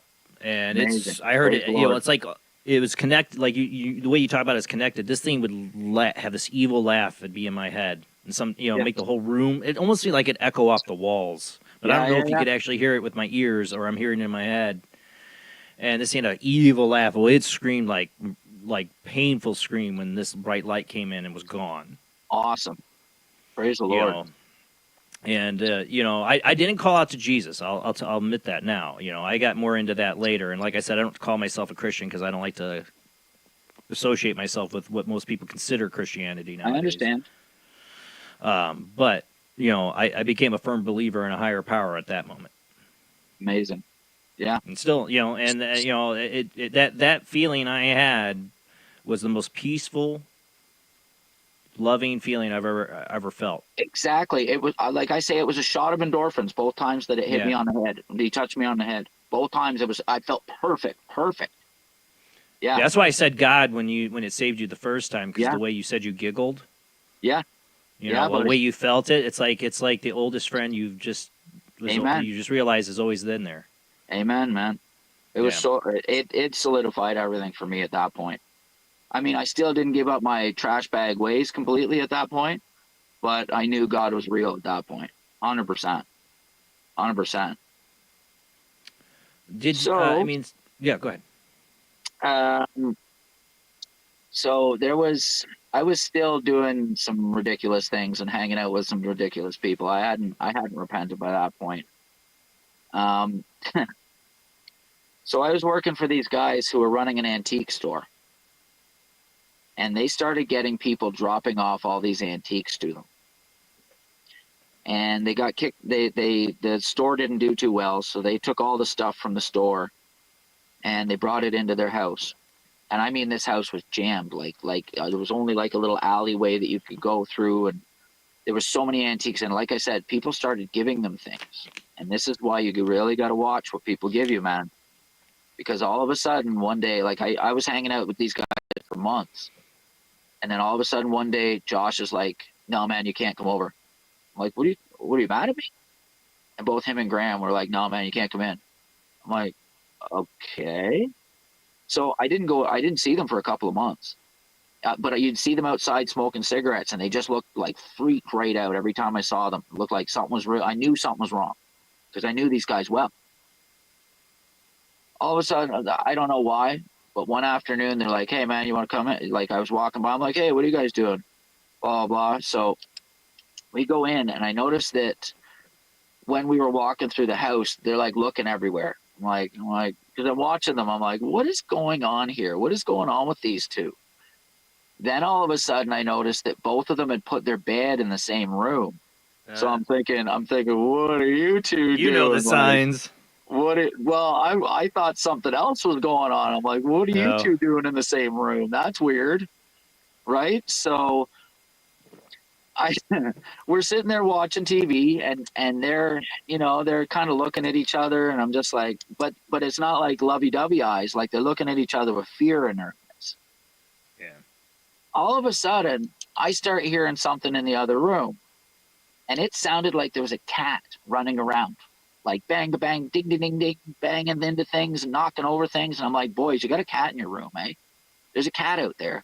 And every time it would happen, the noise would happen, these two would look at each other with fear in their eyes, man. I mean, like stark fear in their eyes. And I'm like, what? I'm like, guys, it's a cat. You've got a cat out there. Like, you can hear him running around. They're like, no, don't worry about it, man. Don't worry about it. Right? So this kept going on. We're watching TV. I'm like, oh, get that stupid cat out of here, man. What are you doing? It's going to break something. Like, what do you guys, and I mean, like, they're looking at each other with dread in their face. So it's ridiculous, man. I get up and I go to get out of the room, and Josh gets up and stands in my way, and I'm like, bro, like, don't do that. Like, what are you doing? And he's like, no, don't worry, this ain't like that, bro. It ain't like that. Da, da, da, da, da. He's like, just sit. It's okay, man. It's okay. As soon as he sat down, I kind of did a little alley-oop where I like put I kind of jumped up on the chair and jumped over him and was like, I'm getting that cat, bro. And then they didn't follow me out of the room. So I was like, okay. So I go through this big kitchen that they've got, go down the hallway through this big kitchen they've got, and it's just jammed with antiques. Like, it's stupid. Go into the living room, okay? And in the middle of the living room, floating in the middle of the living room, watching the friggin' out the front window in the middle of the day, is this, it was shaped like a football, like about that big, and it looked like TV static, like old TV static. Huh. I'm like, what the hell is that? As soon as, I don't know if I gasped or whatever, made a noise, and then this thing turned, and looked at me like sideways, but I could tell it was looking at me. Instantly, I freaked right. You ever hear where people say it puts dread into you? Yeah. So that's what I think it did, because I wasn't afraid of the thing until it turned and looked at me. And then all of a sudden I squeal like a little girl, and I go running through the kitchen. I look back and this thing's chasing me. No, man. I run through the kitchen, I run down the hallway, and I jumped into the room to the side. This thing whizzed by and went in the bathroom. So I'm in there, I'm trying to get out the back window. I'm like, it's a freaking ghost, man. They're pulling me by the back of my pants. What, blah, blah, blah, blah. So then they sit me down. They're like, bro, that's why we didn't let you in this place for months. They go, this thing's been terrorizing us. And I'm like, what? Graham used to sleep out in the living room. Graham told me, he goes, buddy, I woke up at 2 a.m. and this thing was that far from my face. Oh, no. Yeah. He said they've been seeing it every single day, all day. It was just freaking terrorizing them. So that's my understanding is what it is these elementals. Because they're made of the elements themselves, they have the ability to bind and attach and possess. And in the Bible, it refers to them as the rudiments and the elements. And if you look that up, it's this word called stoichion. It's this demonic entity type called the stoichion, who are the elementals. And that's what people will put on items and then give it to somebody, like the genie in a lamp kind of thing, Yeah. right? And so I have a sneaking suspicion that I know which item it was too. I was wondering. There was this weird little thing that they got given, and somebody banged on the door one day while I was there and was like, "Here, take this." And they were like, "Oh, thank you." And I was just like, "That was weird. Like, how did you know where they lived?" Right? Yeah. So I You know don't that person? No, I'd never seen that person before. It was an old Did lady. they? No, they had no idea. They had no idea. What was the item? It was like a weird little clock thing, but it looked really like gnarly and like it was like those old clocks that you put on like the cabinet or something like that. Yeah. But it was real funky looking. Like it had a bunch of like spires on it, and it was all different colors, and it was really, really old. But yeah, it was creepy, that thing. What happened? Yeah, that could be a contender. Yeah. They just moved. They just up and moved. And I never talked left to them the again. antiques? Yeah, and they took all the antiques with them. I was like, guys, like you can't figure it out, eh? Yeah. Well, when you said that they were sleeping, as an investigator, I used to do investigations. I'd go into a house and see the mom, dad, kids all living in the living room together. Doing that kind of thing because nobody's going to sleep alone in this house, kind of deal. When it gets that bad. Yep. I wonder how that ended for them. And they had to realize moving probably wasn't going to help them. I always wondered whatever happened to those two because I never saw them again. Wow. I mean, and the description of what it was like a static. It was weird, man. It looked like a football, like a static football. Yeah, it was weird, dude. It was weird, but I could tell when it turned that it looked at me. You know what I mean? Yeah. Like You got to think about this. I mean, all objects, things carry energy and stuff. And you put it all, it could be multiple things. You put all of it into an area, condensed area in a house. Who knows what those energies combined can do. We had somebody was on a haunting, Bill Bean, one of the Bill Bean episodes. I've had her on, Anita and her son.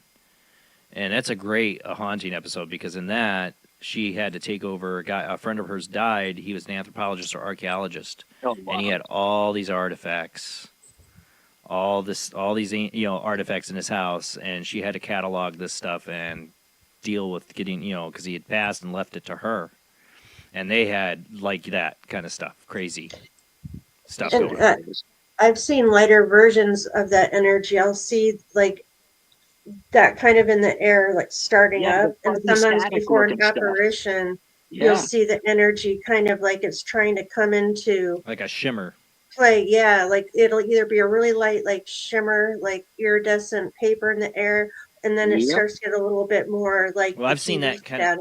I've seen that take in the shape of a person, though. Or to where it'll actually be a full-on apparition. Right. You saw it in a person's form. I did on an investigation. It's not that much static, but it was like something kind of like misty, like that coming into form. Start out small and get into a figure that walked by in a lit dining room in front of me and my wife. We saw it. Crazy, eh? I wouldn't say it was static though, but it was like it's just the way these things can take shape. But it was white, it was like a white misty, but it could almost been like a static in it too. Like when it's getting energy to come in. But then I've also had the full apparitions that just look like people that just are already in form as they, come in. I mean, I've had investigators see balls of light. And All stuff sorts and of these energy. stuff like that, So these things, who knows? I mean, a lot of time it's the peripheral vision. I'll see like the ripples in the air and like kind of that glittery.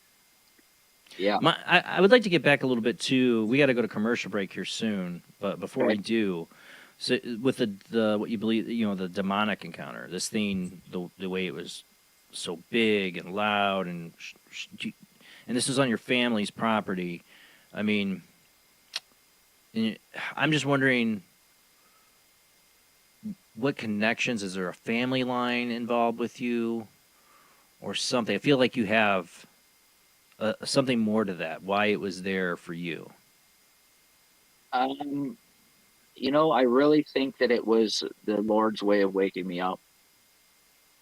That's all I can write it down. All I can put it down to. I mean, dude, we were doing a lot of evil in the world too. So we were opening up some funky portals. So I've repented of all that nonsense and lived my life the right way now. But yeah, when you put that much evil out, man, that evil comes back. How old were you then? I was in my 20s. Yeah. Yeah, I was in my 20s. Like 23 to 20. There's a lot of people doing evil out there. They don't see these things. No, that's what I'm saying. You were chosen. I didn't see it either. I didn't see it either, bro. Yeah, but I was saying as a gift, like as you were chosen to see this, while other people will continue on without any warning or sign. So it's interesting. I for mine, for my shadow person, I went looking for it and challenged it and brought it upon myself. Oh yeah, don't do that. Don't ever do that. You'll have a bad time. Yeah, don't ever challenge it. Guaranteed. So you had the abduction experience. You've had the demonic. That ain't even you've been saved. Yeah, you've been saved. Too. Man, like that's a couple times. What I believe it was. Yes. Yeah. Oh, sorry. I get what you're saying. I've been saved from the stuff. Yeah. I get what you're saying. Sorry. Well, that's what I'm saying. Like, there's intervention happening. Absolutely, 100%. Yeah, thank you, Lord. Yeah, what's weird? They got a new thing on StreamYard. I'm trying to figure out. Edit this. No, it won't let me remove Rob's thing. Rob had to leave, but it won't let me. Okay, see you, Rob. I don't want to do that. No, I guess it just doesn't let me get rid of his share screen. That's weird. Never mind. Don't worry about it. That's technical stuff. They updated it. We got Dogman coming up next. Do you have before the break? Yeah, because we only got about 5 minutes before the break, and we will open up the phone lines, guys, for you to join this conversation tonight. Especially if you're hearing Richard's stories tonight, and you have something like me. I get people to tell me, Jason, you interrupt the guest and you talk. I like to do the show as an experience sharer, like me and Richard here. This is great. We're talking about our experience together, and you can do that too as an audience member if you want to call in. And if you are a channel member, I will try to personally make sure we get your comments up here in the second half. But if you do a super chat, we will definitely make sure we get your questions through on that as well. Patrons, I will try to keep an eye on my Patreon more often here too to make sure I don't have a question in my Patreon chat that wants to get through too. You can always just comment or leave me a message on Patreon for that. All right, so we're gonna get into the Dogman and stuff like this, but I also want to say for me, like I said, I had the green floating head stuff. I had a lot of stuff as a child. That's crazy. I mean, what is your earliest memory of an experience? You think? All right, I only remember one from childhood, and this is when we lived in Brampton, and so I was going for a pee in the middle of the night, and I used to have this.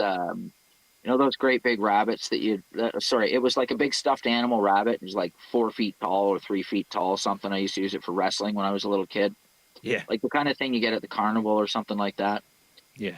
And as I was walking, and we had the little foyer and then all the bedrooms, and I come out of my bedroom and the rabbit's sort of sitting there and this shadow entity shape, whatever, sort of jumped off of the rabbit onto me and latched onto my throat. And I remember twirling around as this thing was trying to choke me. And all I could do is kind of scream out for my dad. It sort of let go for a second so I could scream out for my dad. And then my dad kind of getting up and stumbling out and, from being fast asleep. And then this thing let go. And I remember seeing the shadow go across the floor, up the wall in my brother's bedroom, and then out the door. Wow. Or out the window. Sorry, out the window, not out the door. Through That's the door. a pretty incredible childhood experience. If it's only one, it's a pretty incredible one. I don't know, man. These things have been after me for a while. Right. Well, that's what I'm saying. There's most of the people are you an experiencer? When I run across it with people these kind of dramatic experience, there's always usually you can trace it back to very early childhood experiences like this. Yeah, I was probably 5 or 6. Because at that period of time, you're more open to it as well, right? To see it and experience it. And, it just seems that a lot of people like me and you, Rob and Jamie,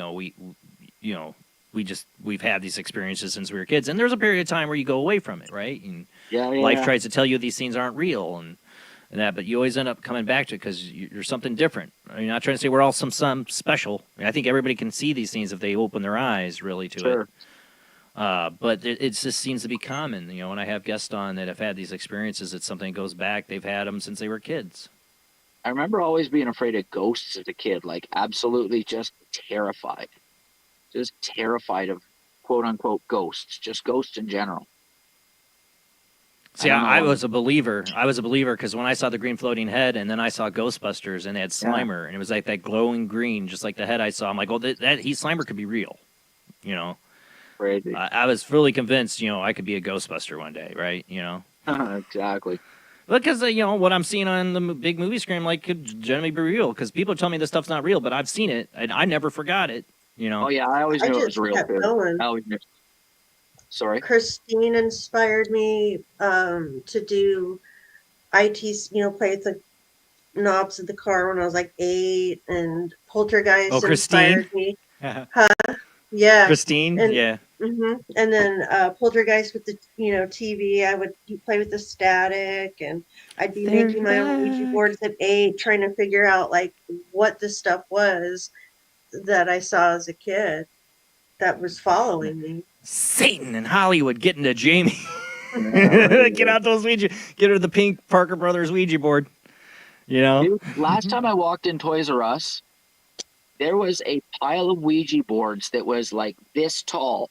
The first thing, you know, I worked at KB Toys. We sold a pink Ouija board. Bro. Have you seen the footage of the kids playing the Ouija board and dropping out and having the epileptic seizures? Having the seizures? That's demonic possession. That's a demonic, like that's when the thing jumps on you and scrambles you. Christ dealt with 3 of those people. We covered a lot of those stories. Like in Brazil. That's no joke. There's a lot of it in South America going on in the last South decade. America. We've covered a lot of those stories, like whole schools being unlocked, shut down because of, you know, these kids using Ouija boards and all of them like being terrorized. I remember that. Yeah, Or I mean, we had a number of those stories. And several in Africa too. Yeah.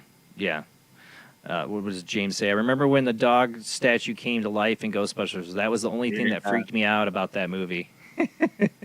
Yeah, for real. Yeah, Zool? yeah. Who Zool? brought the dog? Zool. There is no Dana, there's only Zool. All right, we're going to go to commercial break, guys. We'll be back with our guest, Richard, here, and we'll open up the phone lines. You can join this discussion. Have you had similar experiences or any experiences like this tonight? Join us. Even if you have and you have a question for our guest or me or Jamie or Rob, join us in the conversation. That's what we're doing tonight when we come back from the short commercial break.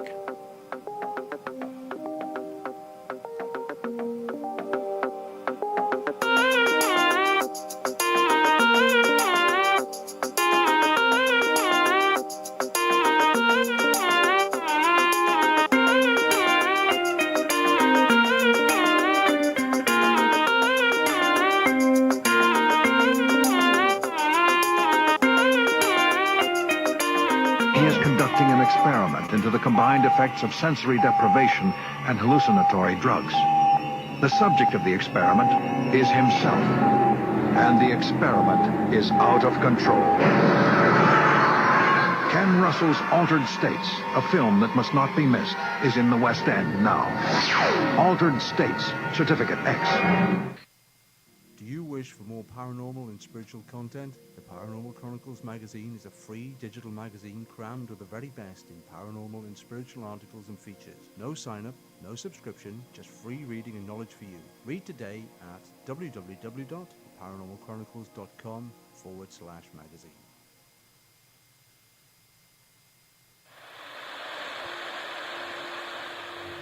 Join us every Wednesday night at midnight Eastern Standard Time for Weird Wednesday, the live stream, with your hosts Jamie, the Living Dead Girl, and Rob, the Phantom, where we'll talk about all things paranormal, including zodiac, astrology, tarot card and oracle card readings, live ghost boxing and spirit communication, where we'll do Voices from Beyond, the Cold Case Files. So we hope you join us live on Facebook and YouTube every Wednesday night at midnight Eastern Standard Time. We hope to see you there. Bye-bye.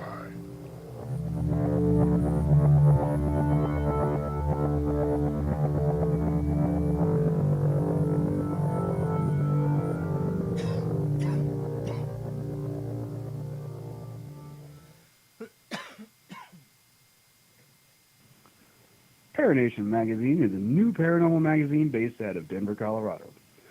Our goal isn't just to give you the best paranormal content out there, but to promote paranormal unity. We're doing this by giving everyone an opportunity to tell their stories and to share their experiences. For more information, follow us on Facebook at Paranation Magazine and soon, paranationmag.com. I've Never Met a Dead Person I Didn't Like is the extraordinary travels of a young, alone, and broke psychic in the highly anticipated new book from internationally renowned psychic, medium, medical intuitive, and best-selling author Sherry Dillard. Critics have described I've Never Met a Dead Person I Didn't Like as an engrossing memoir, an empowering story of how a broken girl came to accept her psychic gift. A refreshing and fun read, I've Never Met a Dead Person I Didn't Like is available through Amazon, Kindle, Barnes & Noble, and wherever books are sold.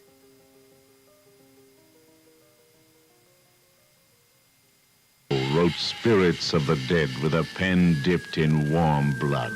You will see the ultimate in terror with this important all-star cast. Brigitte Bardot, Alain Delon, Jane Fonda, Terence Stamp, and Peter Fonda in Edgar Allan Poe's Spirits of the Dead. Only Poe's demented genius could bring to the screen such horror and evil. Spirits of the Dead stars Brigitte Bardot, Alain Delon, Jane Fonda, Terence Stamp, and Peter Fonda. Directed by three masters of the cinema, Federico Fellini, Louis Malle, and Roger Vadim. Spirits of the Dead is an adventure in terror beyond your wildest nightmares. Spirits of the Dead in color is rated R.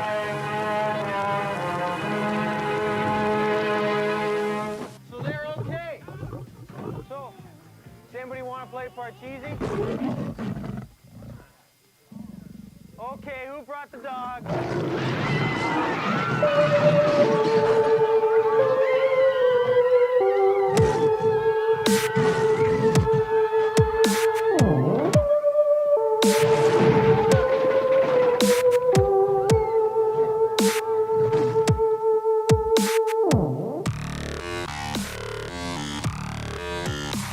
You're listening to Paranormal Soup, bringing you the weird every Sunday night. Call into the show and join the discussion. The call-in lines are 219-230-4444 or 260-225-9419 or by Skype caller ID oojblandoo or jblandparanormalsoup. And now to your host, Jason Bland. Tonight's guest is Richard. We are talking about a lot of his experiences: UFO abduction, shadow demons, angelic saviors, and dogmen we're about to get into. Yeah, we're bringing the dog. Join us tonight. The phone lines are now open. Let me make sure they're open here for you guys. Call in. There are, this is my phone line set up here, so it's not the greatest, but there's 219-230-4444 you can call into. That's the main line that usually works. There's a couple other lines, though, too. You can call in. Let me get that up there. It's 260-225-9419. I would hope works. Skype ID oojblandoo or jblandparanormalsoup for Skype IDs if you want to call in by Skype. We got our guest, Richard, here. We got a lot more to get into, so let's go ahead and get back to our guest.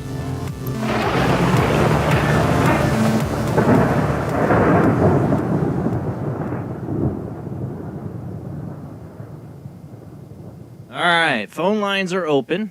I will try to watch out for channel members' questions here in the chat room tonight, too. Help me with that, too, Jamie. You'll see them. They'll be highlighted green. I will try to keep an eye on Patreon, but I'd love to hear from you if you want to call in.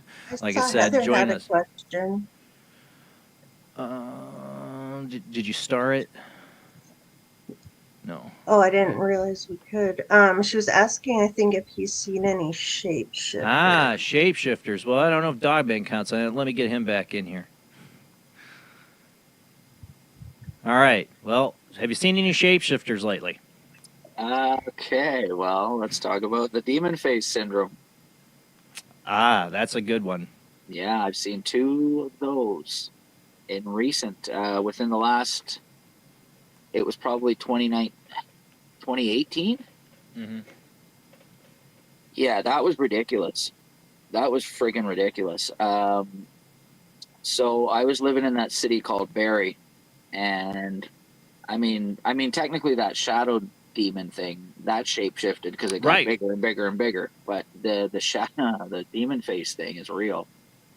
I think the first one, I can't remember which one was first because I think these 2 happened in the same week. I was walking by. It was one of those money lending places in a strip mall, and it was on the corner unit, so you could see in the window in the front and in the side.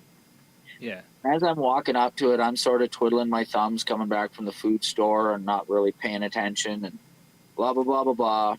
And I look up, and the lady who is behind the counter she was like a bigger lady, but she had the head of a rotten ox on it. And an ox's skull, man, is like that and like that. And it had the big freaking horns, had flesh, like it was like 90% skull, and then it had these pieces of rotting flesh off it. I nearly had a freaking coronary when I saw that, man. Yeah.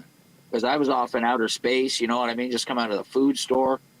And this was, she's sitting there serving a customer. Who's not seeing the same thing as Who's you. not seeing it at all. Nobody was. The place was full of people.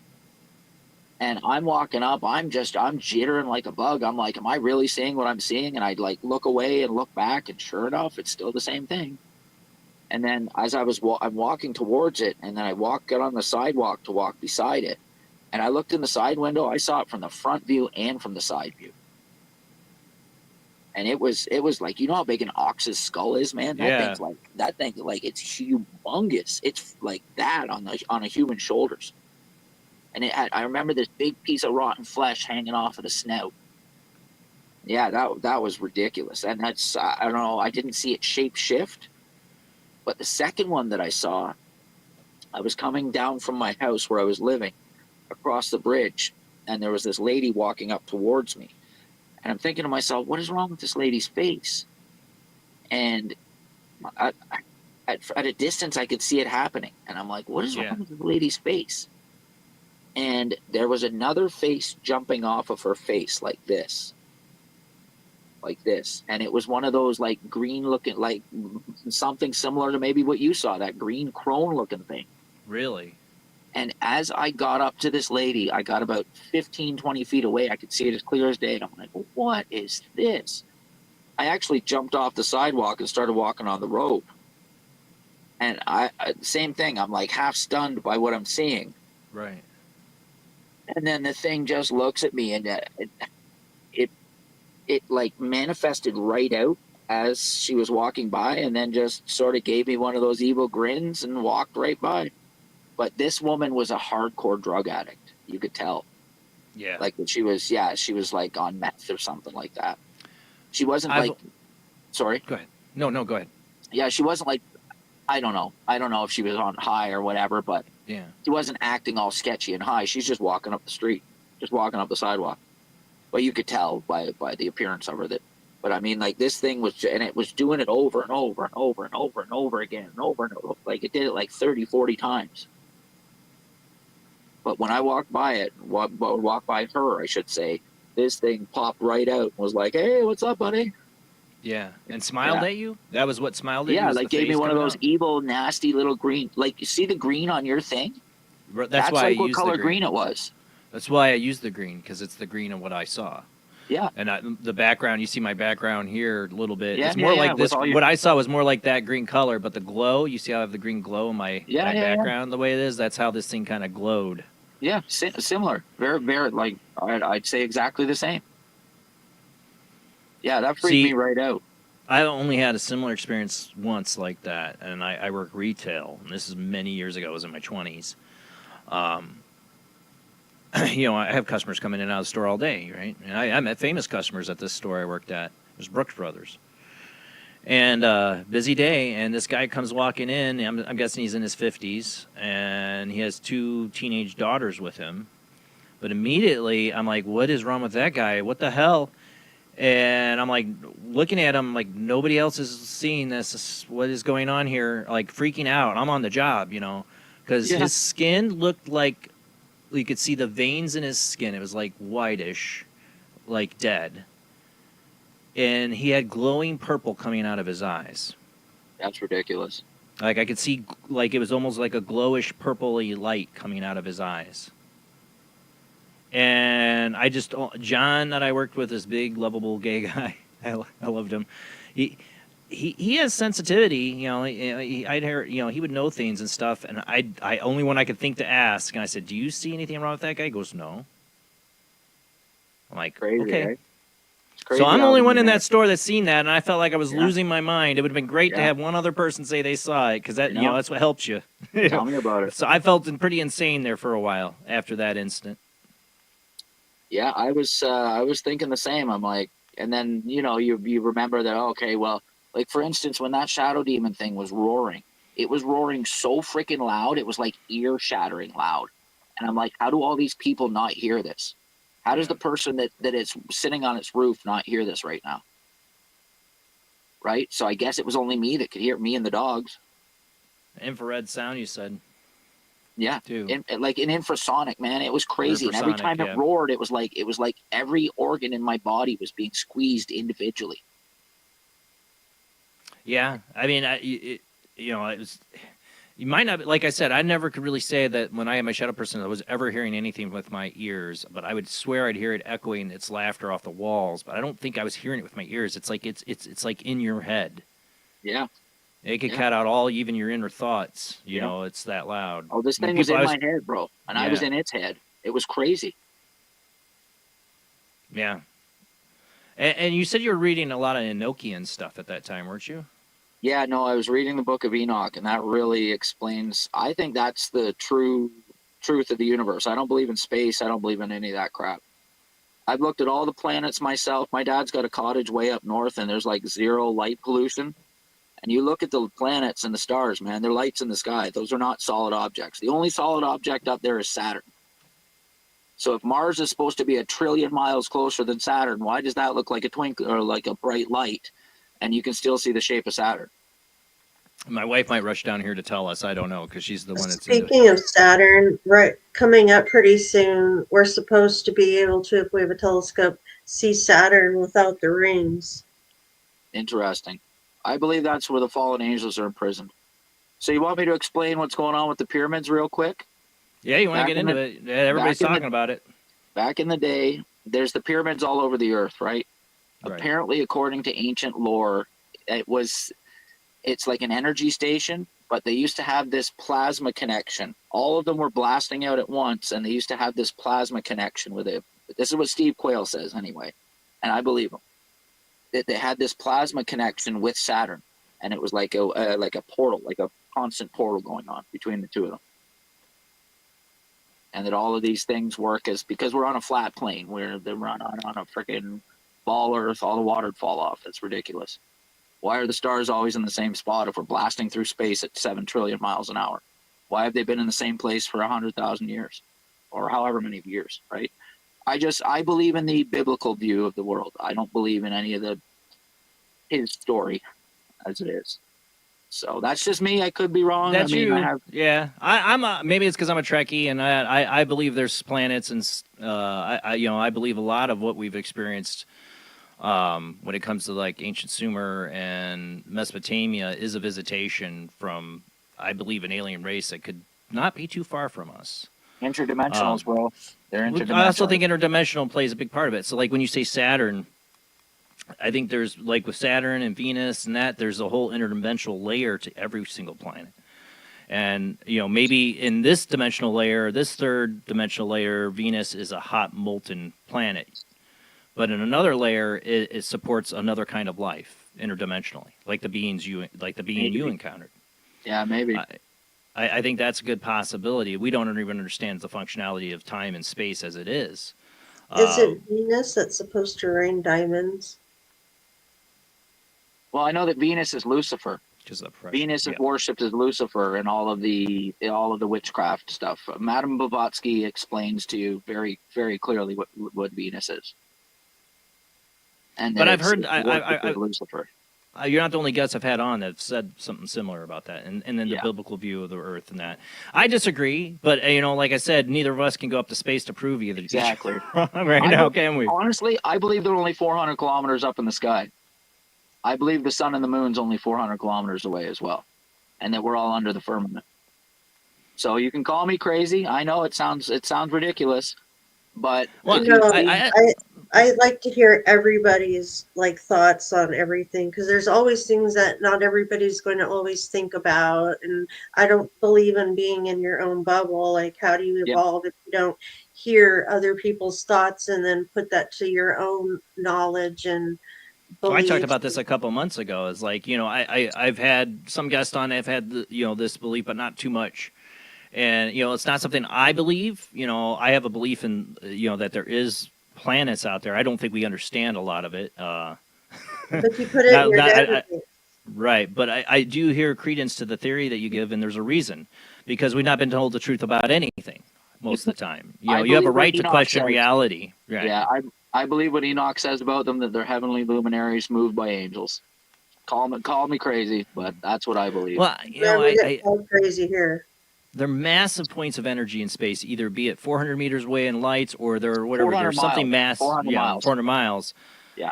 Whatever they are, there's some kind of, when you talk about, be it a star or a planet, we're talking about massive amounts of energy, gravitational distortions caused by these things that, they're bending space and time.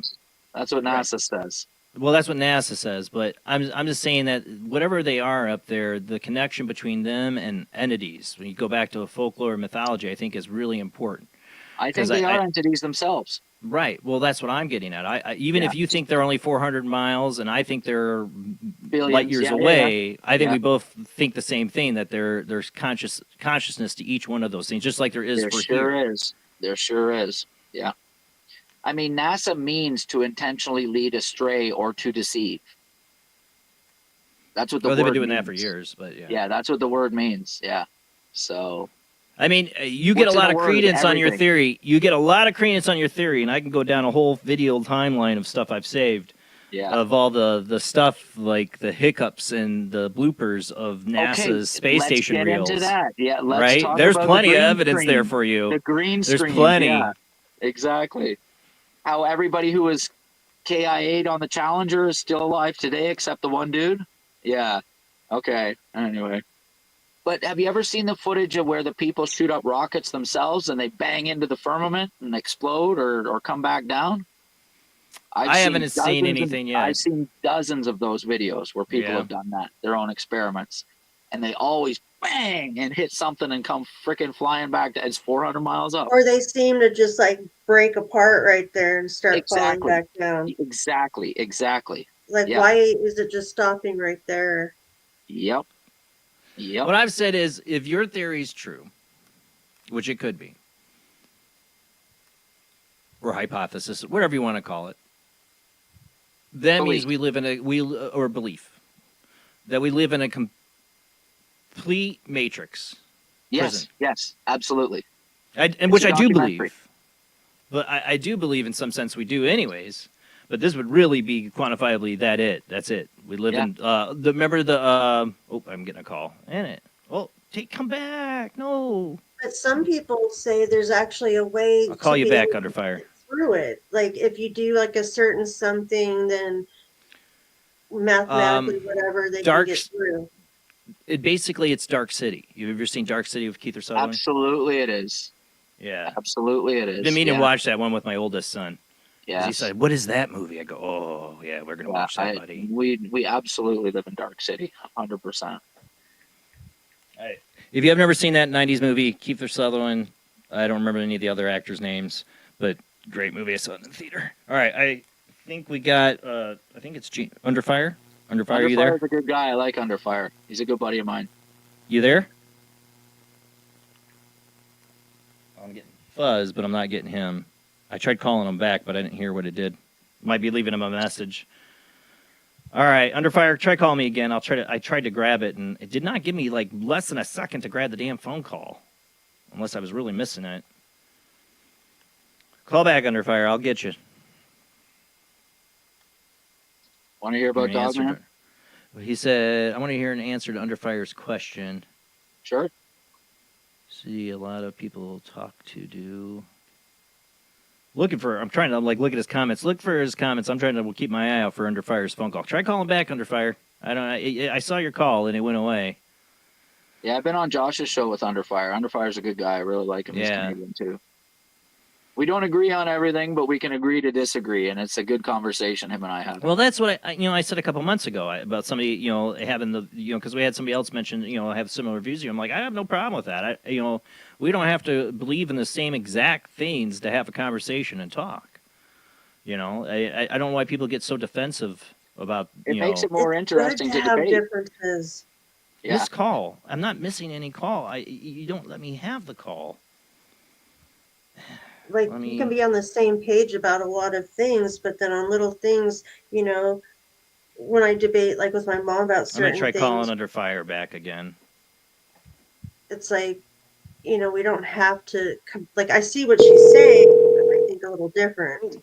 Yeah, exactly. Hello? You there, Under Fire? Yep. All right. Can you hear me? Yeah, I hear you. We got you. Yeah, sorry, it kept on going to voicemail as soon as I call you guys. It'd ring twice and then just boom, the voicemail. It showed me you're calling and just hang up before I could touch it. And I'm like, God, what the heck, sideline? Well, thank you. We got you here. Perfect. Yeah, it wouldn't be the first time the phones have decided to do something weird when I've tried to call into someone or put a text on YouTube even I have a pretty late. cheap setup. That's the main reason. But thank you for calling in. Hey, buddy. Yeah, no worries. Hey, how you doing, man? Good. How are you, sir? I'm doing okay. Glad to hear. Guys, so much you guys are talking about, I could talk about. I definitely agree this isn't the real reality. Kind of like Josh talks about, it's like a copy of a copy is what we seem to be in. Yeah. I mean, there's some people who believe that we're in a ghost world, that we all died in the 1960s. Yeah, Martin, what's his name? Flat Earth British believes that. Martin from Flat Earth British believes that. We got James here. What type of beings are involved in these abductions? I don't know. I actually... Go ahead, Under Fire. You there, Under Fire? Yeah, so I didn't want to interrupt, so I want to make sure I don't interrupt anyone. No, you're fine. What were you saying, though? So these beings, I don't know if you guys ever heard of James Bartley. He's been on Josh's show a few times. I've talked with him twice. Really try to get him on a show if you can, because he has such a wealth of experiences and reports. Amazing guy to talk to. What's his last name? I'm James Bartley. I'll type it up in the chat actually here for you. Okay, thank you. Type it up right now. Sorry, there we guys. go. I'm trying to get guests here. Thank you. Yeah. No worries. These entities, I know a lot of people instantly call them demons.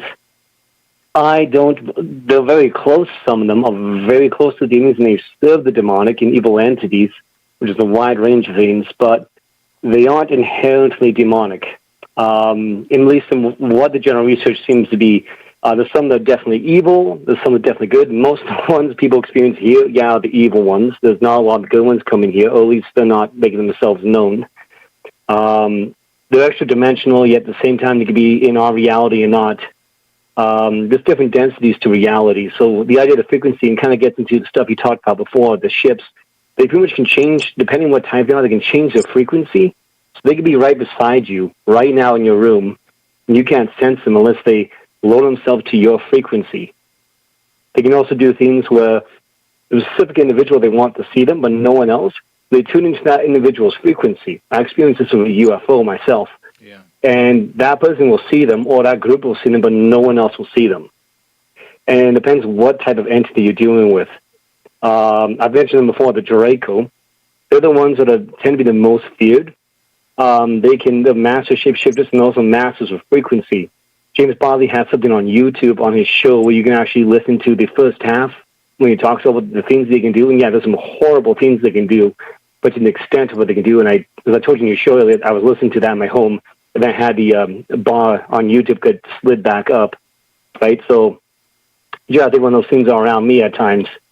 And they'll make you know when they're there. They'll do stuff they have, like the ghost paranormal activity. They'll slam a door or something like that. But that's what I'm kind of dealing with. And they definitely have access to a high-level technology. Oh, sorry, go ahead, man. No, go ahead. I was watching the... Oh, no, he was just moving something. You're fine. Keep going. I'm just grabbing something. Yeah.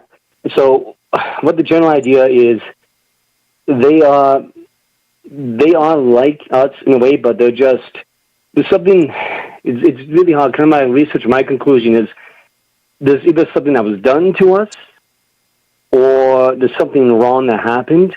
Because, like example, they can do this stuff. They have this understanding, and then we have been dumbed down. We've had our history destroyed, and we can't naturally do the things they are able to do. But there seems to be a potential that we can, but we've been severely dumbed down, severely limited. And that's why we can't even sense these things when they're around us unless they want us to. And again, it's just there's this huge expanse of what we're missing. So much information from our past, right? Kind of like Josh talked about one of his late shows. We have just a fraction of what our far distant ancestors used to know. But one of the things these entities will also do, and they've been doing it for a long time, and it will upset some people, but they've been genetically screwing around with us too. Which is why I think to the extent while we can't sense some of the stuff and do some of these things, and yet some of us can. I wanted to ask the main guest, and shoot, I'm sorry, I forget your name again. It's Richard. Richard. Yes, Richard. Sorry, thank you, Richard. That's okay, so I'm just overcoming the really bad flu I've had in the last 3 weeks. But You feel better. Yeah, no, I think I'm finally better. That's why I'm coming on trying to speak, because I couldn't speak for 2 weeks. It was bad, but so what they could do, they've hybridized a whole bunch of this is what it seems to be. From James Barley's research, other people's research and experiences, mankind's been manipulated, genetically altered, a whole bunch. There was the Human Genome Project back in the 60s, 70s, 80s. I forget exactly when they finished mapping the human DNA. Apparently 3 people came forward and they said, there's no way humanity naturally evolved. There's been evidence of 3 major genetic manipulations throughout human history, and the main head guy got killed. He got suicided, as they like to use, and the other 2 got their careers destroyed and terrorized in the silence. So there seems to be a scale. It's in every culture, every race, every part of mankind. And even you go into law mythology, there's one I listened to about this native tribe, and they had a mythology about this serpent tribe that had obviously reptilian or Draco DNA in them. And what these things can do, they can manipulate people who are more closely genetically linked to them. They can more easily manipulate those people and do things with them or do things to them. So that's kind of the scale of a lot of this. So it's a huge topic I'm getting into, but yeah, it's a big rabbit hole. Generally, there's some. They also proved we generally come from one base pair, right? That Human Genome Project also proved that all humanity comes from one base pair, an Adam and an Eve. So that's also what they don't want everybody to know. Yeah. And again, with that story, the Adam and Eve story, there's a lot there to take in, because from my personal view, whoever's coming down talking to them isn't omnipresent. So again, that goes in the whole Anunnaki thing. I won't get into that too much because it's stuff that happened later. Because again, civilization is way older than we think. You're right. But there's definitely a battle. I studied a lot of Zoroastrianism, and I really think they were on the ball with several key aspects. Pretty much a battle between good and evil, light and dark, law and chaos. And some of these entities that we deal with, like the Draco and Reptilians, they fall into evil, though apparently from James Barley, there are some that are good, that come from other worlds and realities. Because the reality is so expansive beyond the Earth, it's crazy. But you're talking about the dome sky thing on Earth. Yeah. Sorry to change the subject, because I just remember this. I want to talk about this too. There was a story that Paranormal Roundtable released, where someone got abducted by these reptilians in China, right? And they went down into the Earth. Eventually, they were slaves, right? And they had actually this DNA of the reptilians in them. So eventually, there's one of these things befriended them, and they took them on this journey all the way down deeper into the Earth. And they got to one point where they felt like they're going to a different atmosphere, and it was like an entire different world within the Earth. Yeah, Now, the if universe this is real. true, then yeah, exactly. Well, there's definitely stuff beneath us. And if this is the case, then one of the theories people have is our world is actually inside another level of Earth, of the reality. Which, if that's the case, that's mind-blowing, right? Because that goes completely against everything we've been told through our entire lives, right? Yeah. Yeah, so it's just like, definitely without a question, we're in a false reality. Now, the question is, again, I kind of believe, oops, sorry, go ahead. No, I was going to say, what was your question?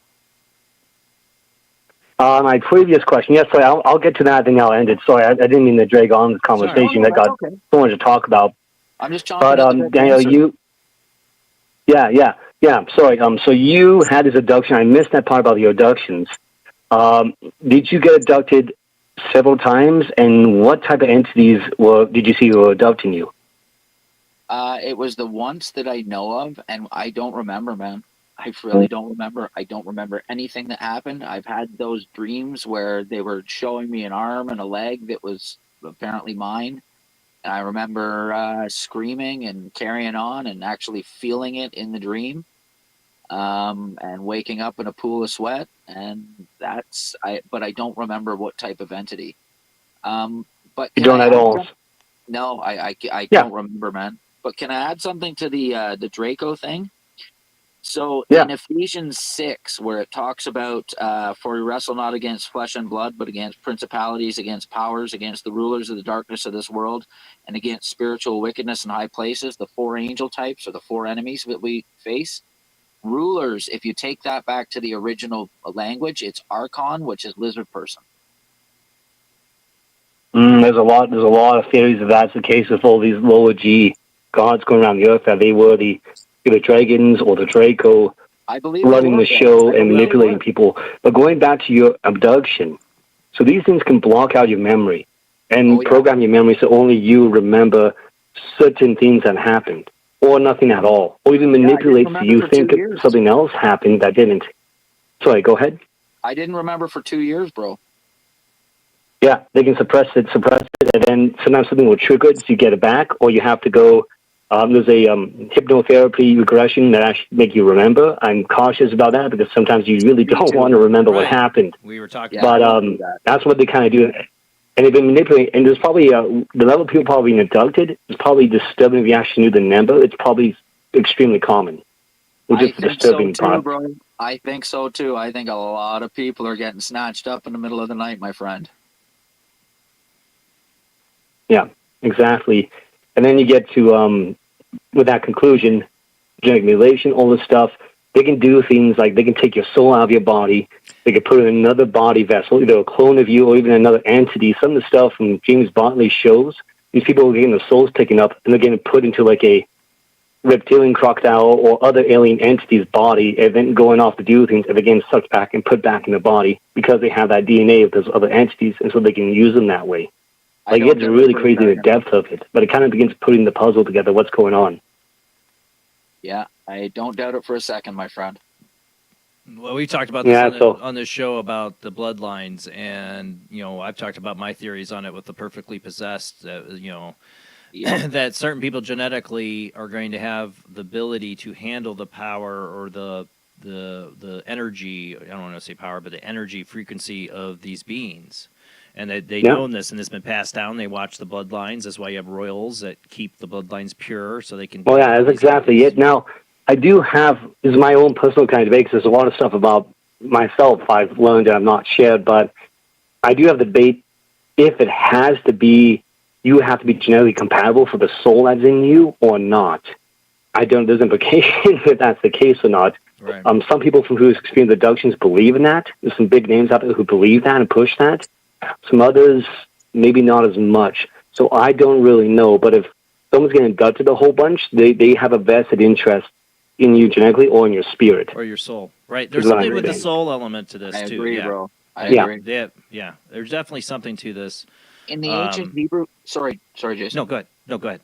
In the ancient Hebrew text, they talk about the bloodline of Lucifer and how that's infested mankind. And that they are walking amongst us. And this is maybe these perfectly possessed people or whoever, these Draco people. I don't know. Well, it was just a couple shows ago, I think, or maybe it was last week. I don't remember, but I got into the Gnostics and the Cathars and stuff. And what did they call the controllers of this false reality? Because I pointed to them, they called them the Archons. Yeah, the Archons. Yeah. Yes. The lizard powers, Prince of Powers, the lizard people. I believe they are. Yeah. And I saw recently Billy Corgan doubled down. Billy Corgan, I saw a video recently where Billy Corgan, I've talked about the show. He openly talked about this on the Howard Stern show, as much as I can't stand him. But he talked about this on the Howard Stern show about seeing this person, this woman change into a reptile, in front of him, to a lizard person, basically. And he doubled down on it.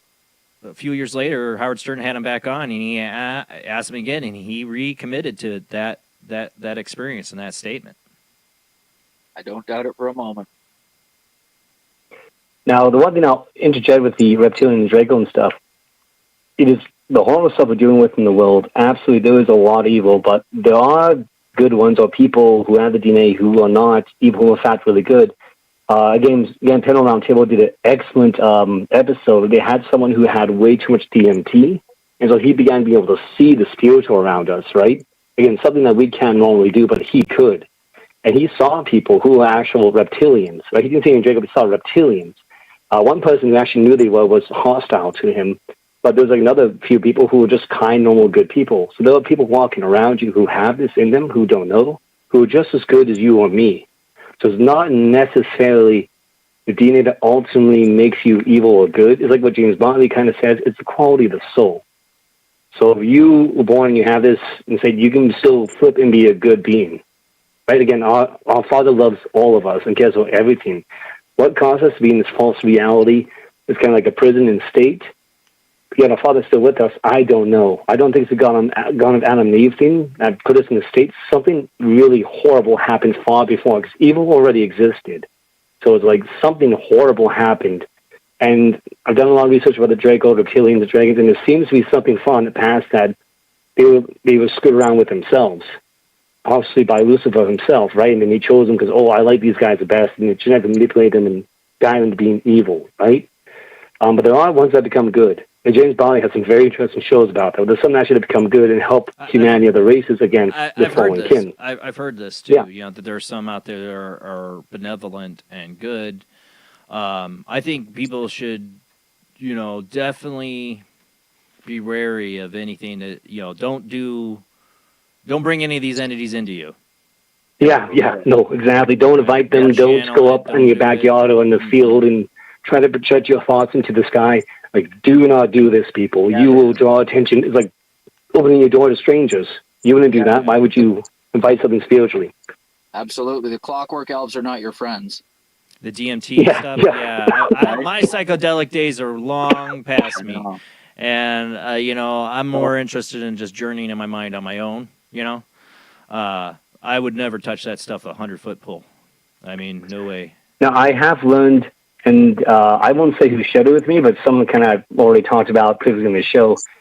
I learned there's certain things you can do. Learn that you can interrogate stuff, but it's a very specific way. That's a safe way, and it's very connected to the divine.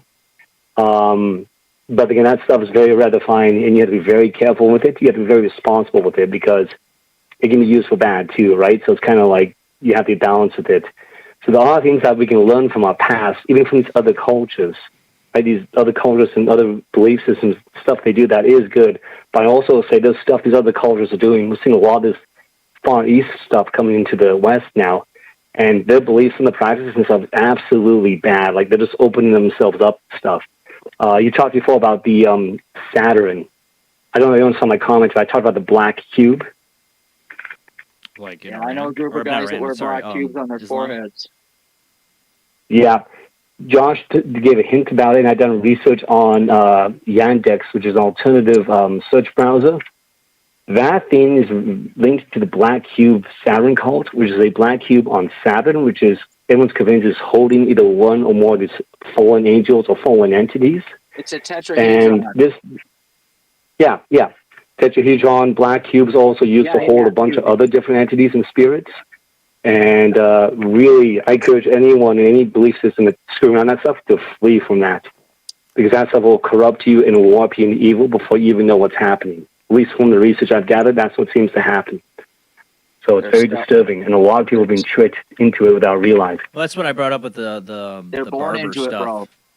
Well, I brought this up recently in the last couple months with the barber interview. That I forget his first name, but he's talking about the people working for the government that can communicate with the aliens telepathically and call the ships down, and that's why he shoot them down. Yeah. He's got his own group, and psionics. I'm like, oh, great. Let's not try to convince people to start all telepathically reaching out to aliens now. Let's not do this. You're going to have a bad time. Don't do it.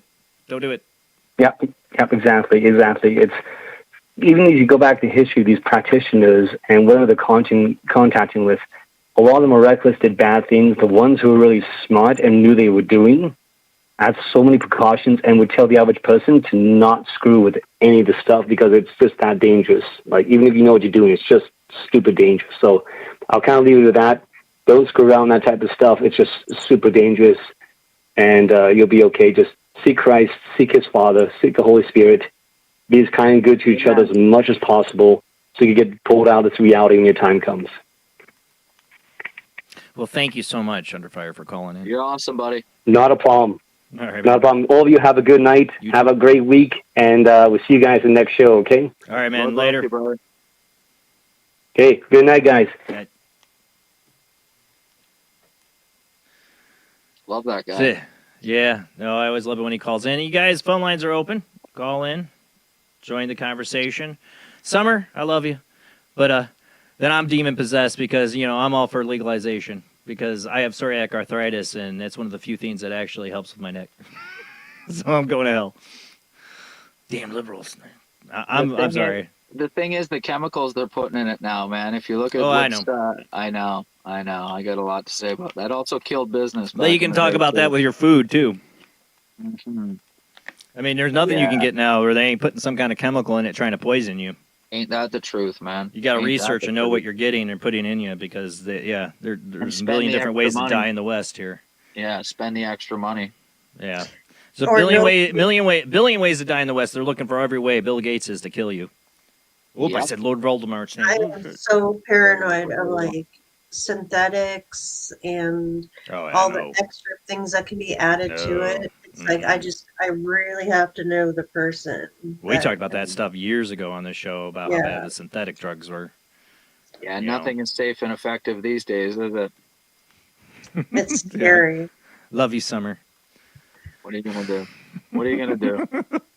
I'm gonna admit, I partake mainly out of just, because I won't take any pain medicines otherwise. I do too, bro. I do too. I quit smoking grass a few months ago, completely, but I've still got a little vape pen for when I'm dying. So yeah, And I have a neck. I can't pharma. turn my head this way all the way. That's the problem. I broke my back. I don't want to take pain medications. I got off all of that. You remember what all that used to do to me? Oh yeah, Yeah. your city has chemtrails. So did mine. The muscle relaxants, the nerve medicine, the pain medicine. I'd be sitting here falling asleep. I was on a cocktail. Oh, I know. I remember. Remember, Jamie? I was with you when you fell asleep. That's what I mean. I'd be falling asleep. You on your would show. scare me. Yeah, you would scare me. I'm like, God, I was worried about your health. I got caught up in the cotton wave back in the day, man. Bad. Oxycontin? Yeah, buddy, bad. That was so on purpose. It was so This on was purpose. all prescribed. I just took myself off. Then they take it away and introduce fentanyl in the same summer. Yeah, it's so on purpose. Amazing. It's so Amazing. on purpose. They act like, oh, we didn't know. Whatever. You labeled Oxycontin as not addictive. You got doctors to push it and give it out as candy. You didn't know bull crap. They were giving me huge doses of medication. We were all It's like there. this is a breakthrough. And then I find out most of the stuff isn't somebody even else is trying to supposed be taken together. I know this number. I was getting Is this 540 Ariana? a day. It's doing this hang up thing, and it's pissing me off. Why? They're calling scary. in. All right, sideline audio. I'm hitting it. There we go. All right. Who do we got on the line? Hey, Jason, it's Ariana. I knew How that are you number. I tonight? knew it was you. How you doing? Good, good. I have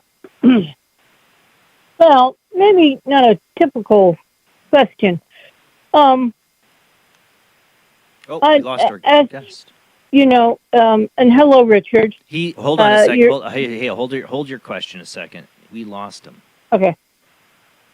I know his phone was plugged in. He's on his phone to do it. Oh, here he is. Hopefully we got him back. Rob's Richard? about that. No, it's all right. My All phone right. drops. Hello, Richard. How are you tonight? Hey, how are you? Very interesting topics. Oh, I thank do you. have a couple of questions, though. I have seen shapeshifters, you know, animals and people that shapeshift into something else. But I do wonder, and I did ask it in the chat room, on YouTube, is Dogman and Bigfoot a cryptid or a shapeshifter? Good question. So what I believe on this is that it's half and half. What I saw, I believe, is probably Dogman all the time. But people, lycanthropy has been known since the earliest days, that people can shapeshift. It's elemental magic. The Mexican witches turn into owls and they turn into birds. People from more of a Northern European descent, they've been turning into werewolves for thousands of years. And it's all dark. Yeah, and Native Americans also. Yes, too. yes, exactly. Yeah, and it's all elemental magic, I believe. Yeah. No, I mean, I wonder that sometimes because the shapeshifters I've seen, they disappear, so they're not, they haven't turned into something like an animal. Like I saw, I saw a deer and I saw a wolf, but they disappeared. They did not go into another form. Wow. You know, and so that's why I asked, because if this world, it's so weird, eh? Yeah, it is, because I look back and where'd they go? I know I saw something, Yeah, absolutely. And it just, but there again, I ask, I don't know if you've, what your experience is with them, but I always ask, why am I gifted or allowed to see them? There has to be some type of Because God loves you and allows you to see it. Yeah, I mean, what other question? I mean, that's probably the answer for it, is what I've always wondered. That we're chosen for a reason, for some reason, to see it. That not everybody can be totally blind to it. Yeah. All right, that's the only question that I had, because, like I said, sometimes I get confused between Bigfoot, Dogman, werewolves, I think shapeshifter, Bigfoot could possibly be a person shape-shifting into it. Absolutely. I mean, I'm open to all possibilities on this, because Absolutely. when we're talking about bloodlines, when I get into this, like I said, what happens when the demonic is fully possessed? Is it, there's something else. They're not human. And what I saw with my shadow person, when it showed itself to me when I was really sick once, when it came back to me after years, it showed me its face, and it was bestial. So whatever these things are, when they get into somebody and they're fully possessed, can they manifest? Or the person now becomes the portal for this thing to fully manifest its form here? If you can change your shape and form at will, what do you really look like? Right. You could be anything. Exactly. Yeah, the possibilities are endless. Yes. Exactly. Well, right. thank you very much, and have a blessed evening. You too. Thank Lord you. bless you, dear. Thank you. Thank you. Bye-bye. Bye. She's Ziriana is a Patreon and a YouTube channel member. She's awesome. That was a great question too, because it's a weird topic, eh?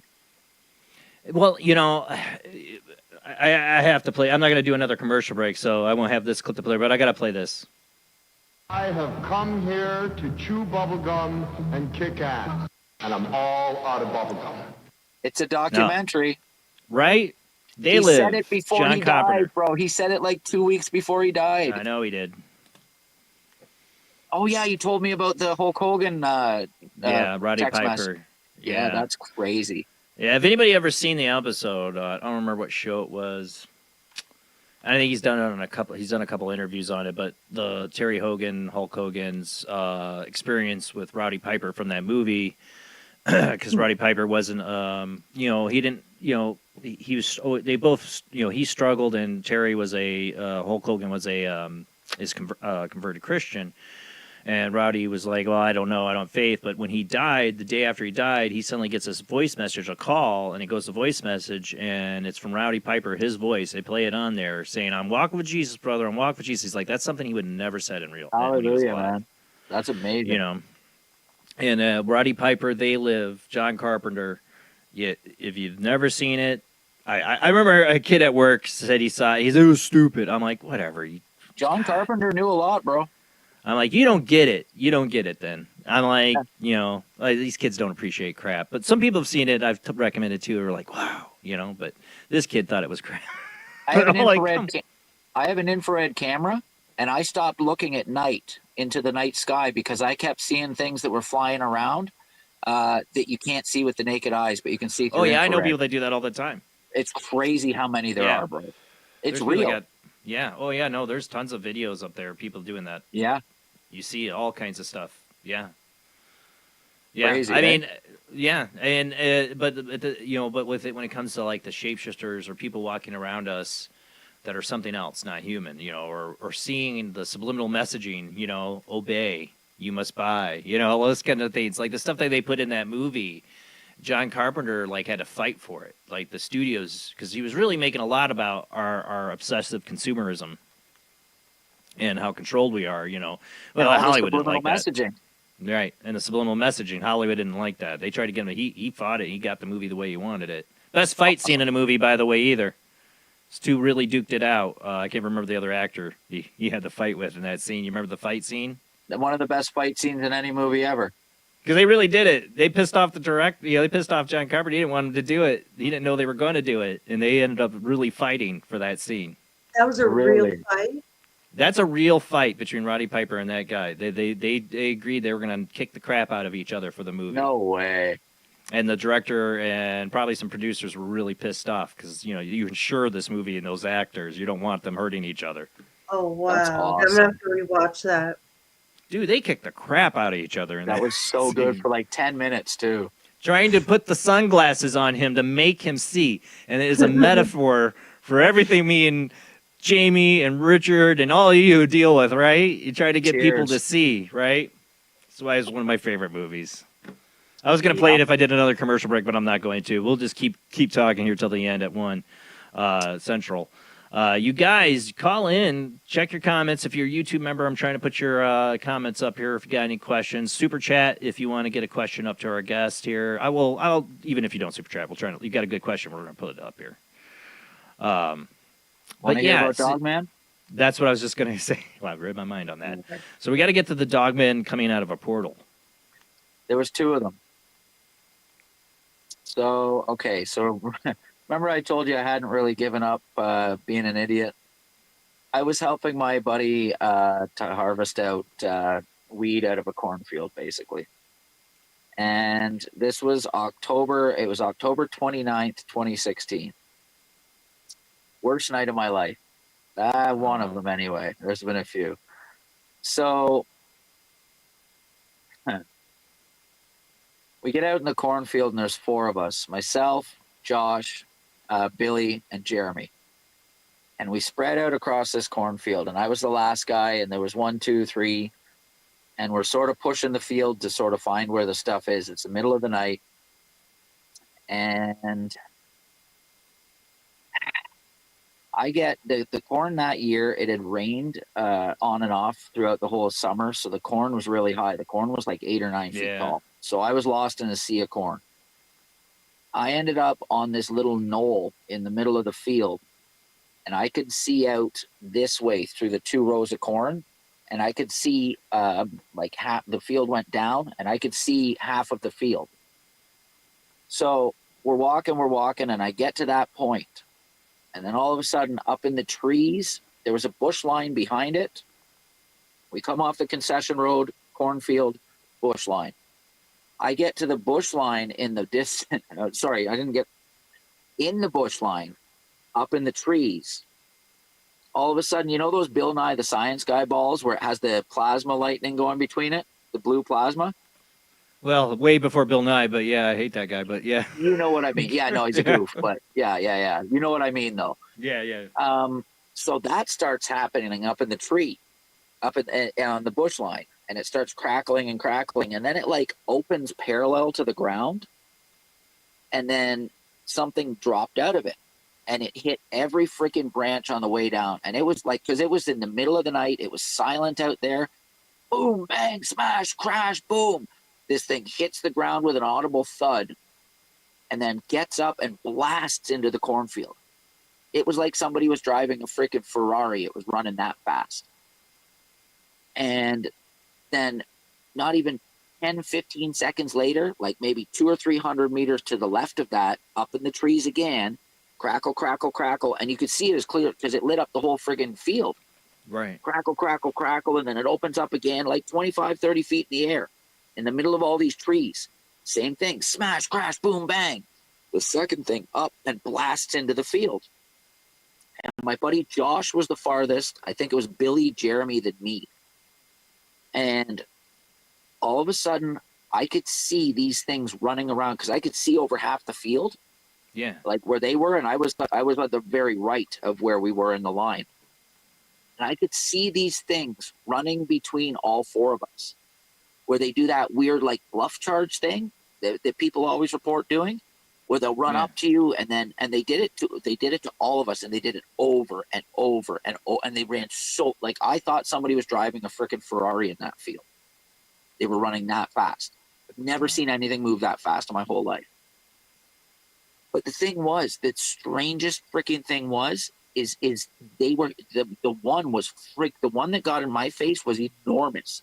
I've never seen anything that big before in my life. Like, it was like you see a stuffed polar bear? It was like that size. It was like 9-10 feet tall. Yeah. And it didn't destroy one corn stalk. You could see them moving through the corn, but it didn't trample any of the corn. Like, it didn't destroy, it didn't move one leaf.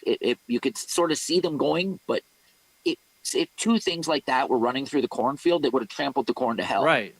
You know what I mean? But they didn't destroy one stalk.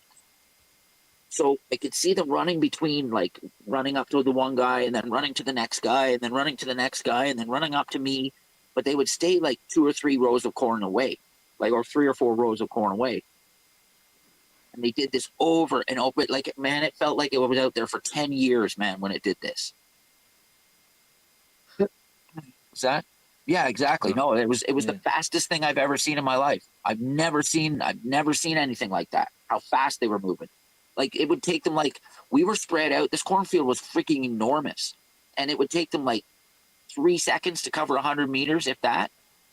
Like, you could feel them moving. You could feel the ground shake as they're running.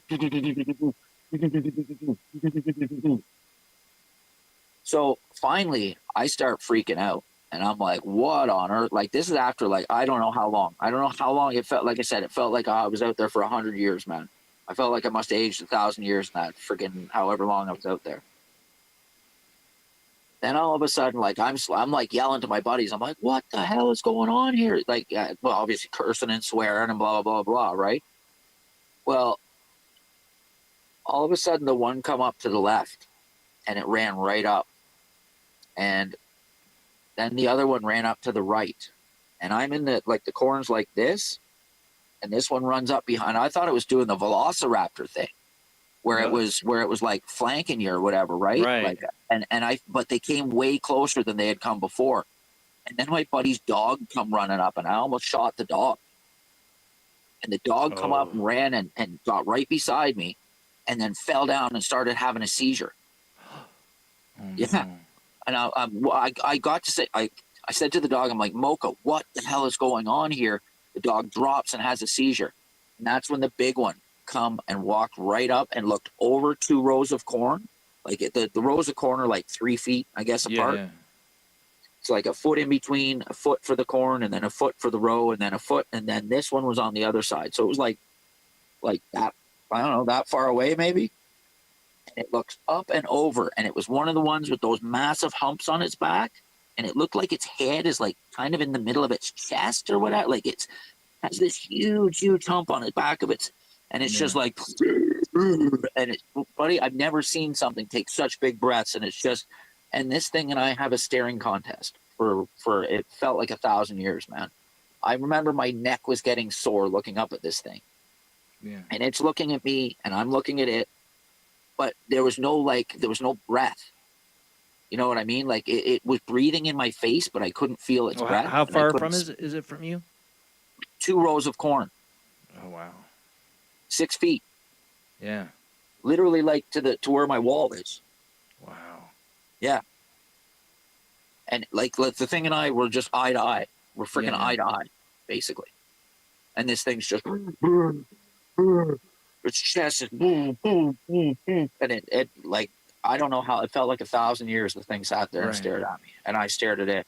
I just said a little prayer, man, and the thing kind of walked away, and it like was like looking back at me like that and just walked away. That's when I flipped right out. I'm screaming to my buddies, and my buddies are screaming to me, and blah, blah, blah, blah, blah. So all 4 of us get back together. And I'm like, what the hell is going on? What is, and they're all like, yeah, I saw it. I saw it, whatever that is. I don't know what that is. It's a monster or something. My buddy Josh said, yeah, they both got right up in my face. Both of them. And he went crazy afterwards. He went like drugs, alcohol, like he didn't know how to cope. He didn't know where to put it. Yeah. Long story short, man, we still had to get this freaking weed. Like we ended up like when we got together, like, oh, there's the plants. So we can't leave all these plants. The dog? Oh, she got right up afterwards. Oh, good. Okay. Yeah, she got right up afterwards. So the dog, yeah, the dog and I had quite the experience afterward. So we're freaked right out. We're doing this as fast as we can, like, I mean, super fast. So Billy and I have this great big tarp full of grass, and we're pulling it through this cornfield. And buddy, I chopped a pathway through this cornfield in like 30 seconds, man. Like I've never worked so hard and fast in my life. And I'm like, let's get at it. So we get through the cornfield, and we're walking up where the tractor comes in to go to the place to get out. All of a sudden, dude, we got this huge blue tarp, and it weighs like 1,000 pounds because there's all these wet plants, like however many wet plants, right? Yeah. Billy looks over to his left and he screams, "There's a wolf!" And it's the other one. Now this one was only like 5.5 or 6 feet tall, but it was like, now I don't want to bring up like anybody else's show, but I've seen the 2 pictures of these things is on that Dogman Encounters radio show. And this one, the second one, was that one where it's like, it looks like it stuck its finger in an electric socket, and it was like white, like a grayish white color. Like you see it as plain as day out in the middle, out in the darkness. And it had that, and it's freaking laughing at us. It's laughing at us. With that tooth, like it's smiling at us. Oh. Like it's got a tooth-filled grin, and it's smiling at us like it was having fun doing this.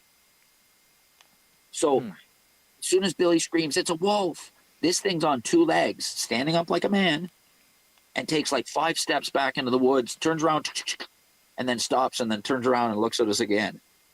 And I'm just like, am I freaking seeing this right now? Like so you're all seeing it. Oh, buddy, him and I were both ready to go. Like him and I were both ready to go. And he said to me afterwards, he's like, "I appreciate you like getting my back there, bro." And I'm like, "Well, dude, what else am I going to do when there's a monster there?" So we the thing just stood there and watched us. So we're like, okay. He's like, "Is it coming back?" I'm like, "How do I know, bro?" And we pick up, and we just walked away and walked back to the car. So this is where things get even stupider. They fill the car. Somebody had to stay behind. So I'm like, you know what? This night couldn't get in. This night couldn't get any more stupid. I'll stay behind. I already knew what these things were. Yeah. So I'm like, one of these guys is going to get killed. I don't know why I thought that. I stood out at this freaking side road, man. And both of them, so the tractor lane coming out to the side road. Yeah. Both of them walked right up, dude, and stood right there on either side of across the road from us. And the dog's there with me. And the dog's just losing her mind for like I don't know how long. He had to drive like towns over and drop all this crap off and then come back and get me. It felt, like I said, that night was the longest night of my life. I bet. And they just stood there and watched you, these two beings? Just stood there, and I'm like praying to God, like, help me, Lord, this is crazy. Were you guys trespassing? Like, I take it they didn't own this? Oh yeah, 100%. Yeah, see, we weren't supposed to be there. Well, see, it makes me wonder, because there's rituals and there's protection people that get into the occult can do. I'll tell you what happened, though, why they were there. I found out right afterwards. Okay. We get back to the house. Josh pulls me aside. He goes, "Hey, Richard," he goes, "do you know what's in that field or in that bush?" I said, "No." He goes, "If you go through that bush, it's the Bethel Cemetery, it's called." He goes, "Cemetery. Everybody has said it was an old Catholic cemetery." He said, "That's an Indian burial ground behind that, in those woods." Yep. He said, "That's an Indian burial ground." Yeah. Crazy. And I was like, okay, well, that makes sense.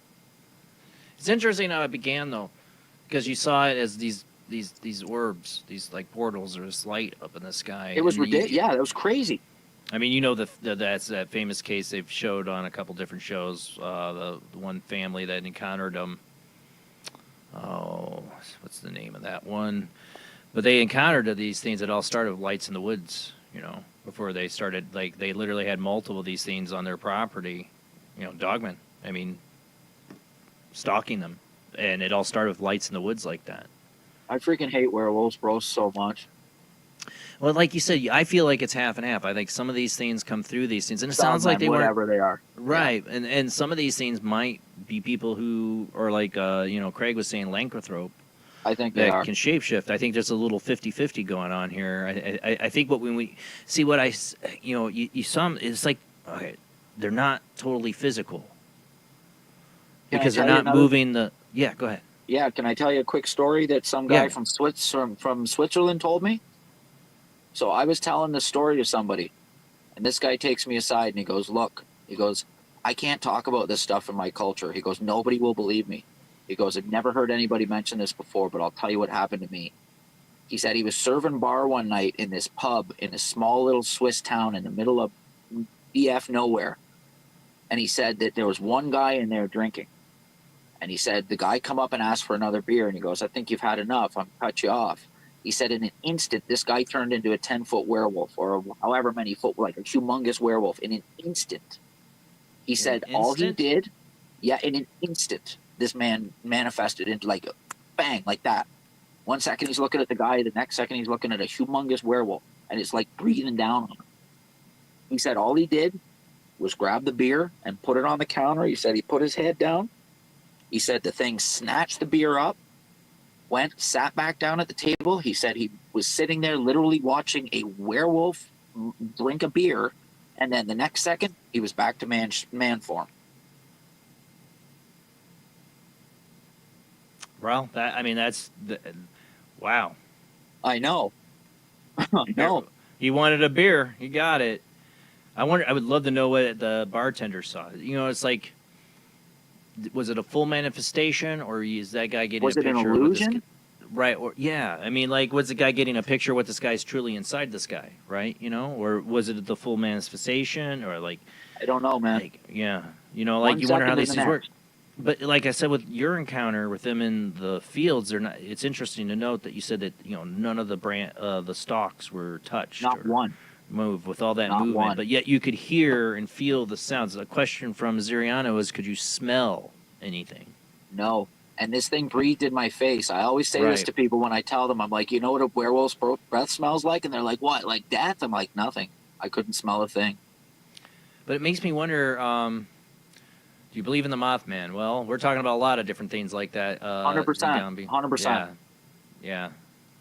That these things exist. Real. Right. Everything's real.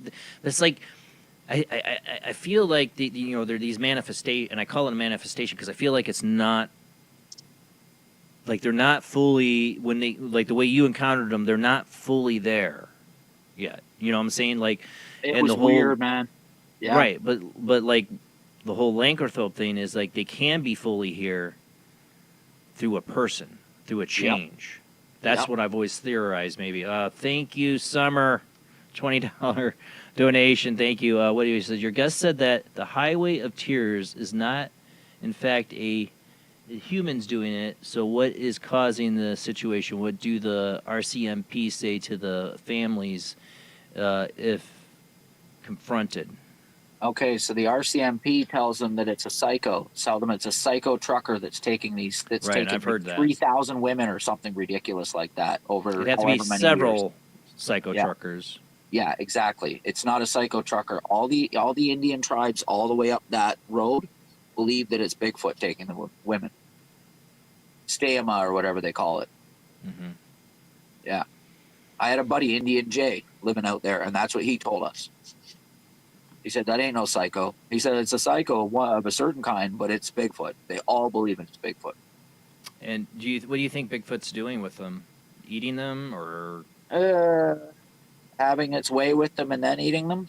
Is it all women? It's all women? It's all women, yeah. I mean, here's stories of that, and you go back to the Native Americans and the tellings they would say of taking the women, you know. It's crazy, man. But 3,000 women, I mean, like, you know, I mean, That's the a FBI, lot of women.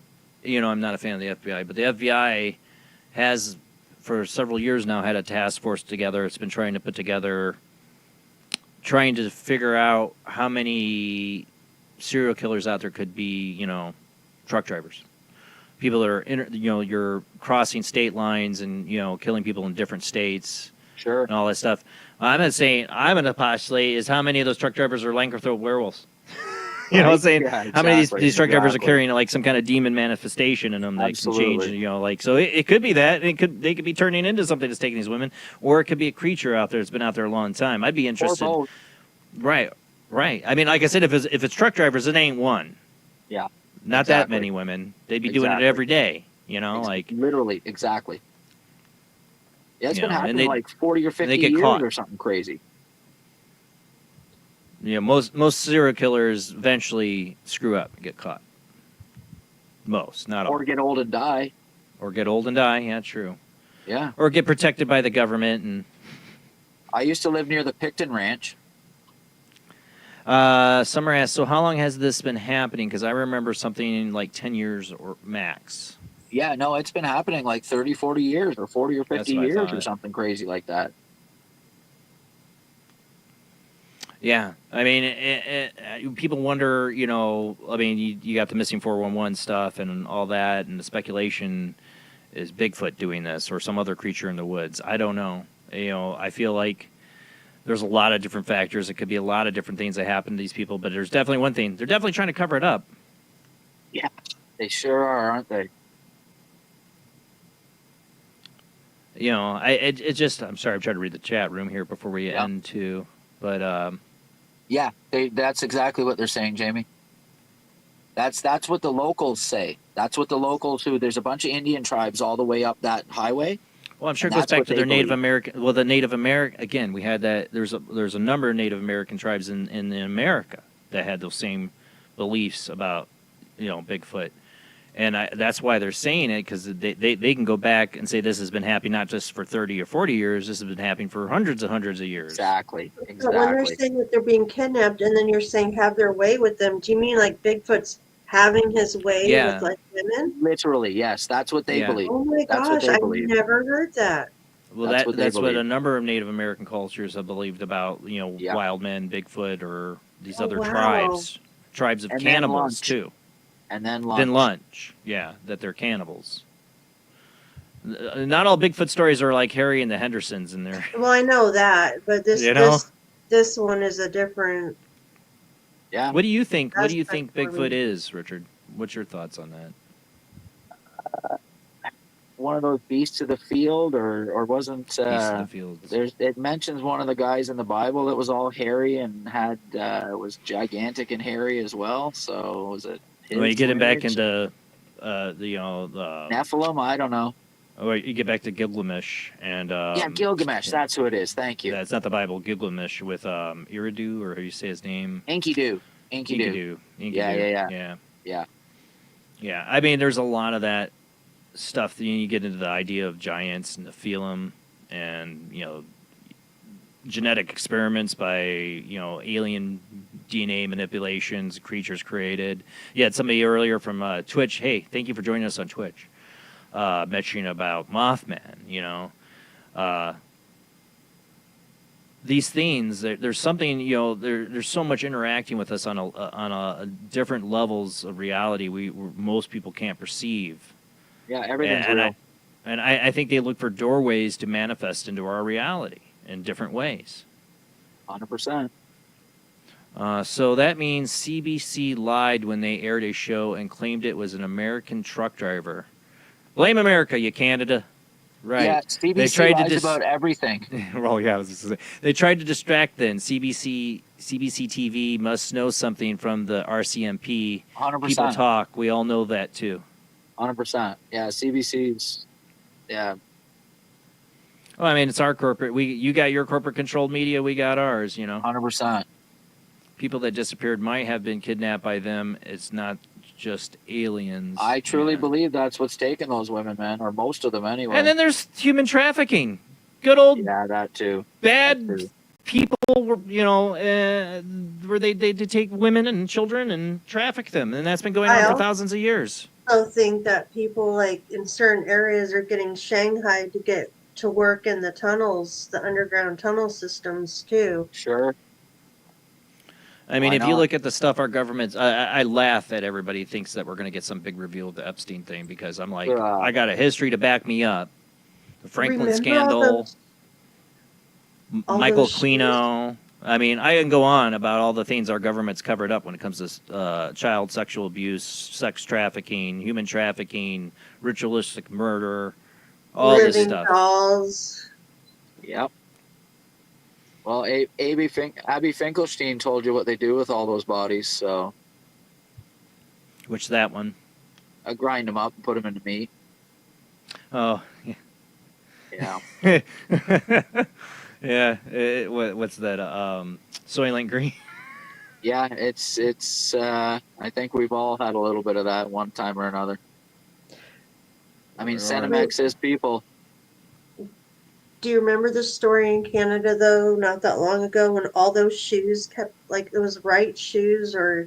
I lived there at the time, honey. I lived that there was at the washing time up on the beaches? when that was happening, yes. Yeah, we yes. covered that. I lived there at the time when all those shoes washed up on shore. Yeah. Yeah, that was people's a big feet. deal. We covered that on the show. We covered that. Like I said, I lived a couple Good of... point, Jamie. I lived a couple of concession roads from the Picton farm, the guy that was feeding the women to the pigs. And they were having all kinds of parties there. Yeah. Politicians, celebrities. Right.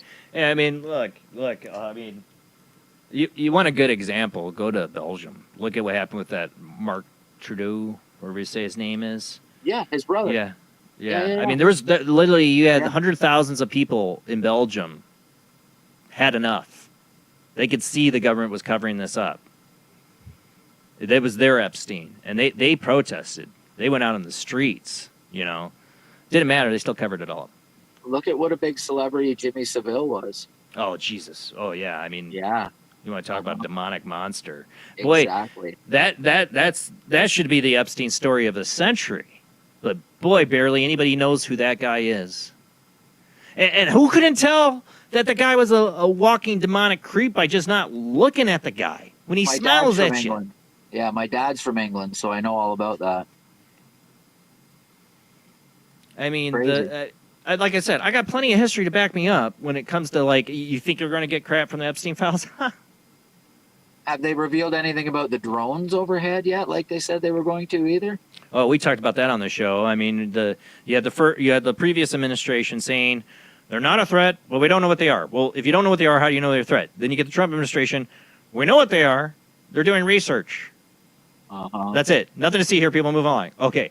What's the research? And if you know what they are, then why did you have all these police response, all congressional hearings? Bull crap. I know. On both administrations, on their excuses on that. Wasn't it an Iranian mothership that was launched? Oh yeah, that was a Republican senator. Yeah, somebody was like, I know it's the fact it's a Iranian mothership out in the ocean right now because we got to go to war with Iran. That's the next stop, people. Ukraine's ending up, so we got a new bad guy to get out there. Ukraine, Ukraine, we're going to Iran now. That's where we're going. You know that, right? Yeah, with all them B-2 bombers. Yeah. Yeah, stupidity. It's about to get real, buddy. It's about to get real. This is how they get their Deagle depop for 2025. Remember what the Deagle report said about 2025. Yeah. Well, you got Bill Gates saying, we won't have jobs for all you people. That's what he's trying to tell you. The UBI thing, all that. It's we don't have jobs for you people. The AI is going to replace you, so we need to cut you guys down. We need to cut the population to more manageable. And we just need baseball players. God have mercy. We just need because that's what athletes are. They're just like sports horses to them. Yeah, literally. Yeah. You realize that in college sports. I look how they treat a college kid. Gets a scholarship, gets in, and as soon as he breaks his leg or something makes him so he can't play, well, there goes your scholarship. Because you're just a piece of property. The one gentleman there said something about if you were a villain, would you leave evidence around? You know what those shoe trees are? You find a tree with a bunch of shoes nailed to it in the middle of the woods, or a bunch of underwear hung up in it in the middle of the woods. Yeah, yeah, they're trophy trees. Yeah, yeah, I've seen those. I'll tell you what, they do like to put their. I always like to say they're Richard in our face. You know what I'm saying? Exactly. They do. Yeah, they really do. It's like they want to tell us, but they can't, so they do it in a way. I don't know. It's like a way to have a sick joke on people. Have you heard of the Red dumb. Shoes Club? Yeah, Yes. exactly. Yeah. So about those special sunglasses, do you know what that stain is? That's actually back to the They Live. So that's called dicyanin. I knew. Yeah. Yeah, and that's that stain that they were putting on the infrared glasses, and they were literally seeing in the demonic realm. Yeah, my friend found the recipe for that. Have they done it? I'm not going to make it. No, I've seen enough out of my infrared camera to freak me the heck out. I'm not. I don't need any more of that. I've heard is it true? It's hard and impossible to get the dye. You make it yourself. If you can get the chemicals, in a chemistry lab, you can make it. Yeah, you can make it. You can't. The real stuff would be nigh on impossible to come by, but you can make it yourself if you're a chemist and have a chemistry lab. Yeah, not me. I'll burn down my house. If somebody wants to make one, let me know. Paranormal Soup, jblandoo@gmail.com. I mean, but buddy, I'll tell you how to send them to me. You'll see what's sitting on the couch next to you, man. I mean, these things are all over the place, bro. These things are all over the place, and they're always sitting there, and they're always watching. Like you mentioned Under Fire said. Yeah, when you mentioned sitting on the couch, I've seen that. I've had something appear on my couch like that. When you connect with somebody else's energy. I know. Yeah. That's the thing. There's so much. I mean, there's so many factors to reality and everything around us. We have to talk. We have to be able to compare notes. That's why I do this show, and I bring guests like you on, and I open up the phone lines. Appreciate it. We got to talk. We got to talk about these things. I mean, it's nothing wrong with me having a guest on that wants to promote a book or an idea or something that they're doing. I have nothing against. I had Paul Wallace on. He writes really great books. Highly recommend it. He's promoting a book when he comes on here. It's how I get him on. But he does love having a conversation, right? But I want to get more people like you, Richard, that are just experiencers. We're just going to talk about your experiences, and you've been excellent tonight about that. Well, thank you. And the Bible quotes it says, "Have no part in the works of the evil ones, but yet expose them." Yeah. But instead expose them. Exactly. There's a lot of exposing that needs to happen. Amen, buddy. Amen. I mean, it's so frustrating. Like I said, sometimes it's really frustrating to watch. People's eyes are opening, like to see like maybe the right side of the spectrum of things, opening their eyes to these things. But then they put their faith too much in one side. They put their faith too much in certain figures. Think Yeah. they're going to be our saviors, or they're going to reveal the truth. That ain't happening, buddy. Nope. It's got to be a movement. It's got to be masses amounts of people opening their eyes, and like Belgium, protesting in the streets over it, like real stuff. It's laughable the stuff people protest in the streets and burn cities down over stupid crap. I'm like, you guys really remember what Bush said? Senior Bush there, not really senior, but he said if people really knew the truth, there'd be hangings in the street. Yeah. That's his quote. Something along those lines. It was along that quote. There's a book I read one time from a certain group of people, and it's one of their holy books, and it said if they all knew what we were doing, they'd kill every last one of us. Right. It was pretty much the words that George Bush, and it's definitely somebody who was involved in some evil crap, was trying to say. Can you ask Richard if anyone has gone missing? Where and the other three did the crop harvest happen? Where your Dogman thing happened? I don't know. Oh, okay. Let me tell you about this. No, not that I know of. Not that I know of. But oddly enough, that was in October of 2016. I actually had this noted down here. In September of 2016, CERN ran the Hadron Collider for 2 weeks straight at 13.7 TeV. And then Bertolucci, who was the head of collisions at the time, came out and said, we opened the portal. That was Project Apollyon, I believe. And he came out after that and said, we opened the portal. And then a month later, I'm seeing interdimensional Dogman. Somebody else told me that they had seen a bunch around where my brother lives in a town called Mansfield.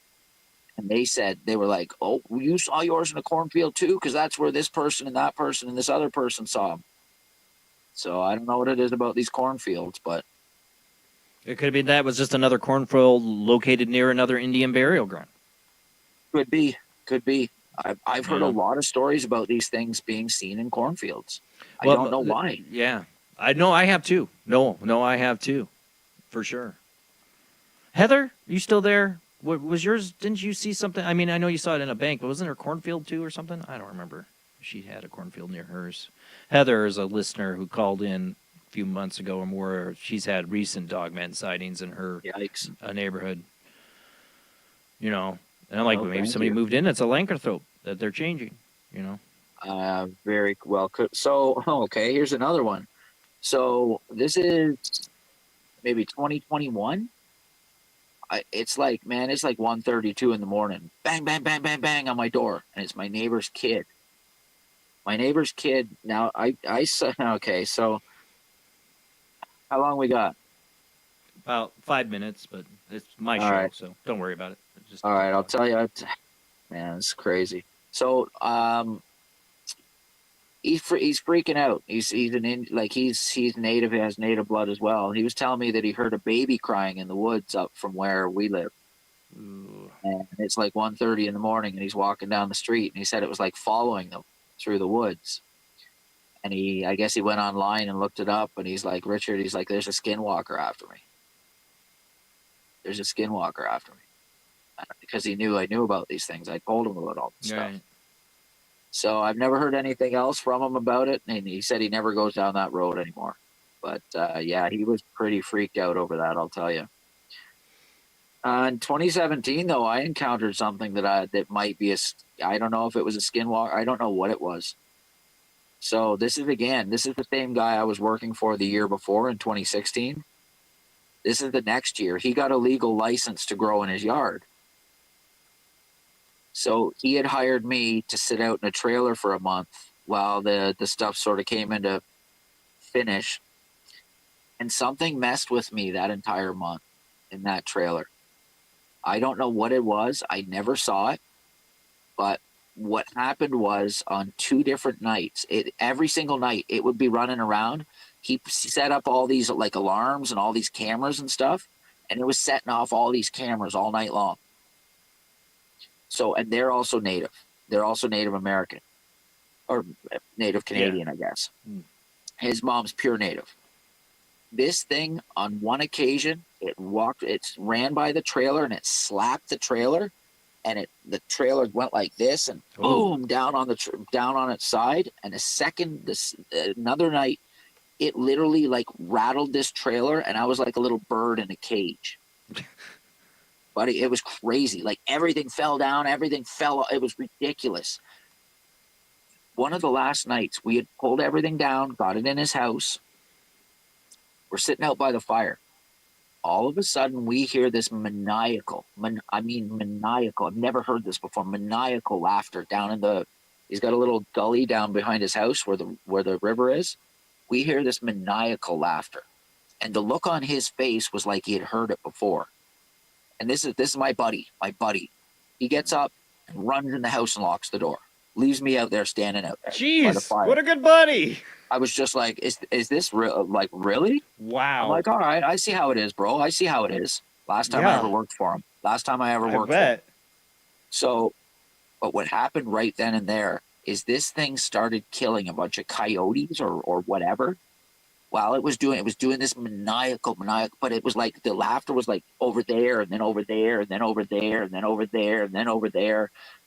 It killed this pack of coyotes, and all it sounded like I had originally thought it was like puppies, and that's what Wolf said. He said it was probably a pack of coyotes, and they were just so afraid from what it was doing that they were just whimpering like puppies.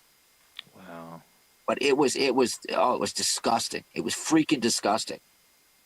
That scared me so freaking bad. That was retarded, man. That was bad. That was this stuff has just plagued me. Huh. Yeah, this stuff has been following me around to this day.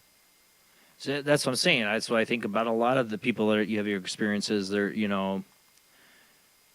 it seems like you're tested, like these things are somewhat of a test for you sometimes, like 100%. in a way, but also a revelation, to show you these things are real. And that's why some, like,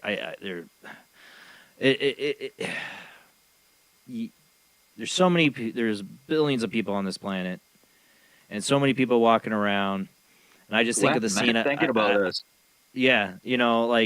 I just, how many people are just, that see this stuff, they don't say a word to no one, who's going to believe you, Right. That's why I say these shows and what we do, I'm not trying to make myself self-important, and I'm not. I have a small audience. But you are. But we got to have these conversations. We got to have these conversations. We got to talk about these experiences and not be afraid about it. Yeah. Because there's people out there that think they're going completely insane with this. Right. As I did at the start. Yeah, and then it's like, wait.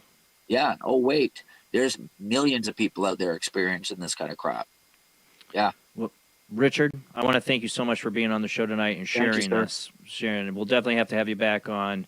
Again, Please. Thanks to Josh Turner from Paranormal Roundtable for hooking you up with us on this Wolf. show. Love you, buddy. Yeah. It was definitely awesome. This is definitely the kind of guest I'm trying to get. Josh has been a big help with that. Next week, I'll have a returning guest, is psychic medium Carol Overly, and she's been requested several times by other audience members to have come back on over the years. And she's been on several times, so we're going to have her on next. And I think she has a new book out, too, though. But it's been a while, so we're going to have her on. Thank you so much, Richard, for being on the show. Pleasure, sir. It's an honor talking to you. That is it, guys. Thank you, Summer, for the $20 Super Chat donation. You can always help donate to the show through things like Super Chat.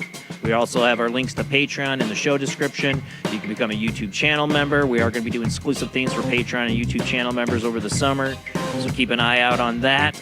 Thank you all again for coming to the show tonight. Don't forget to follow and subscribe. Tell your friends about Paranormal Soup, place where the weird happens live every Sunday night, 11 p.m. Eastern, 10 p.m. Central, 8 p.m. Pacific time. Check us out on Facebook, YouTube, and Twitch. Thank you, everybody. Have a great night. See you next week.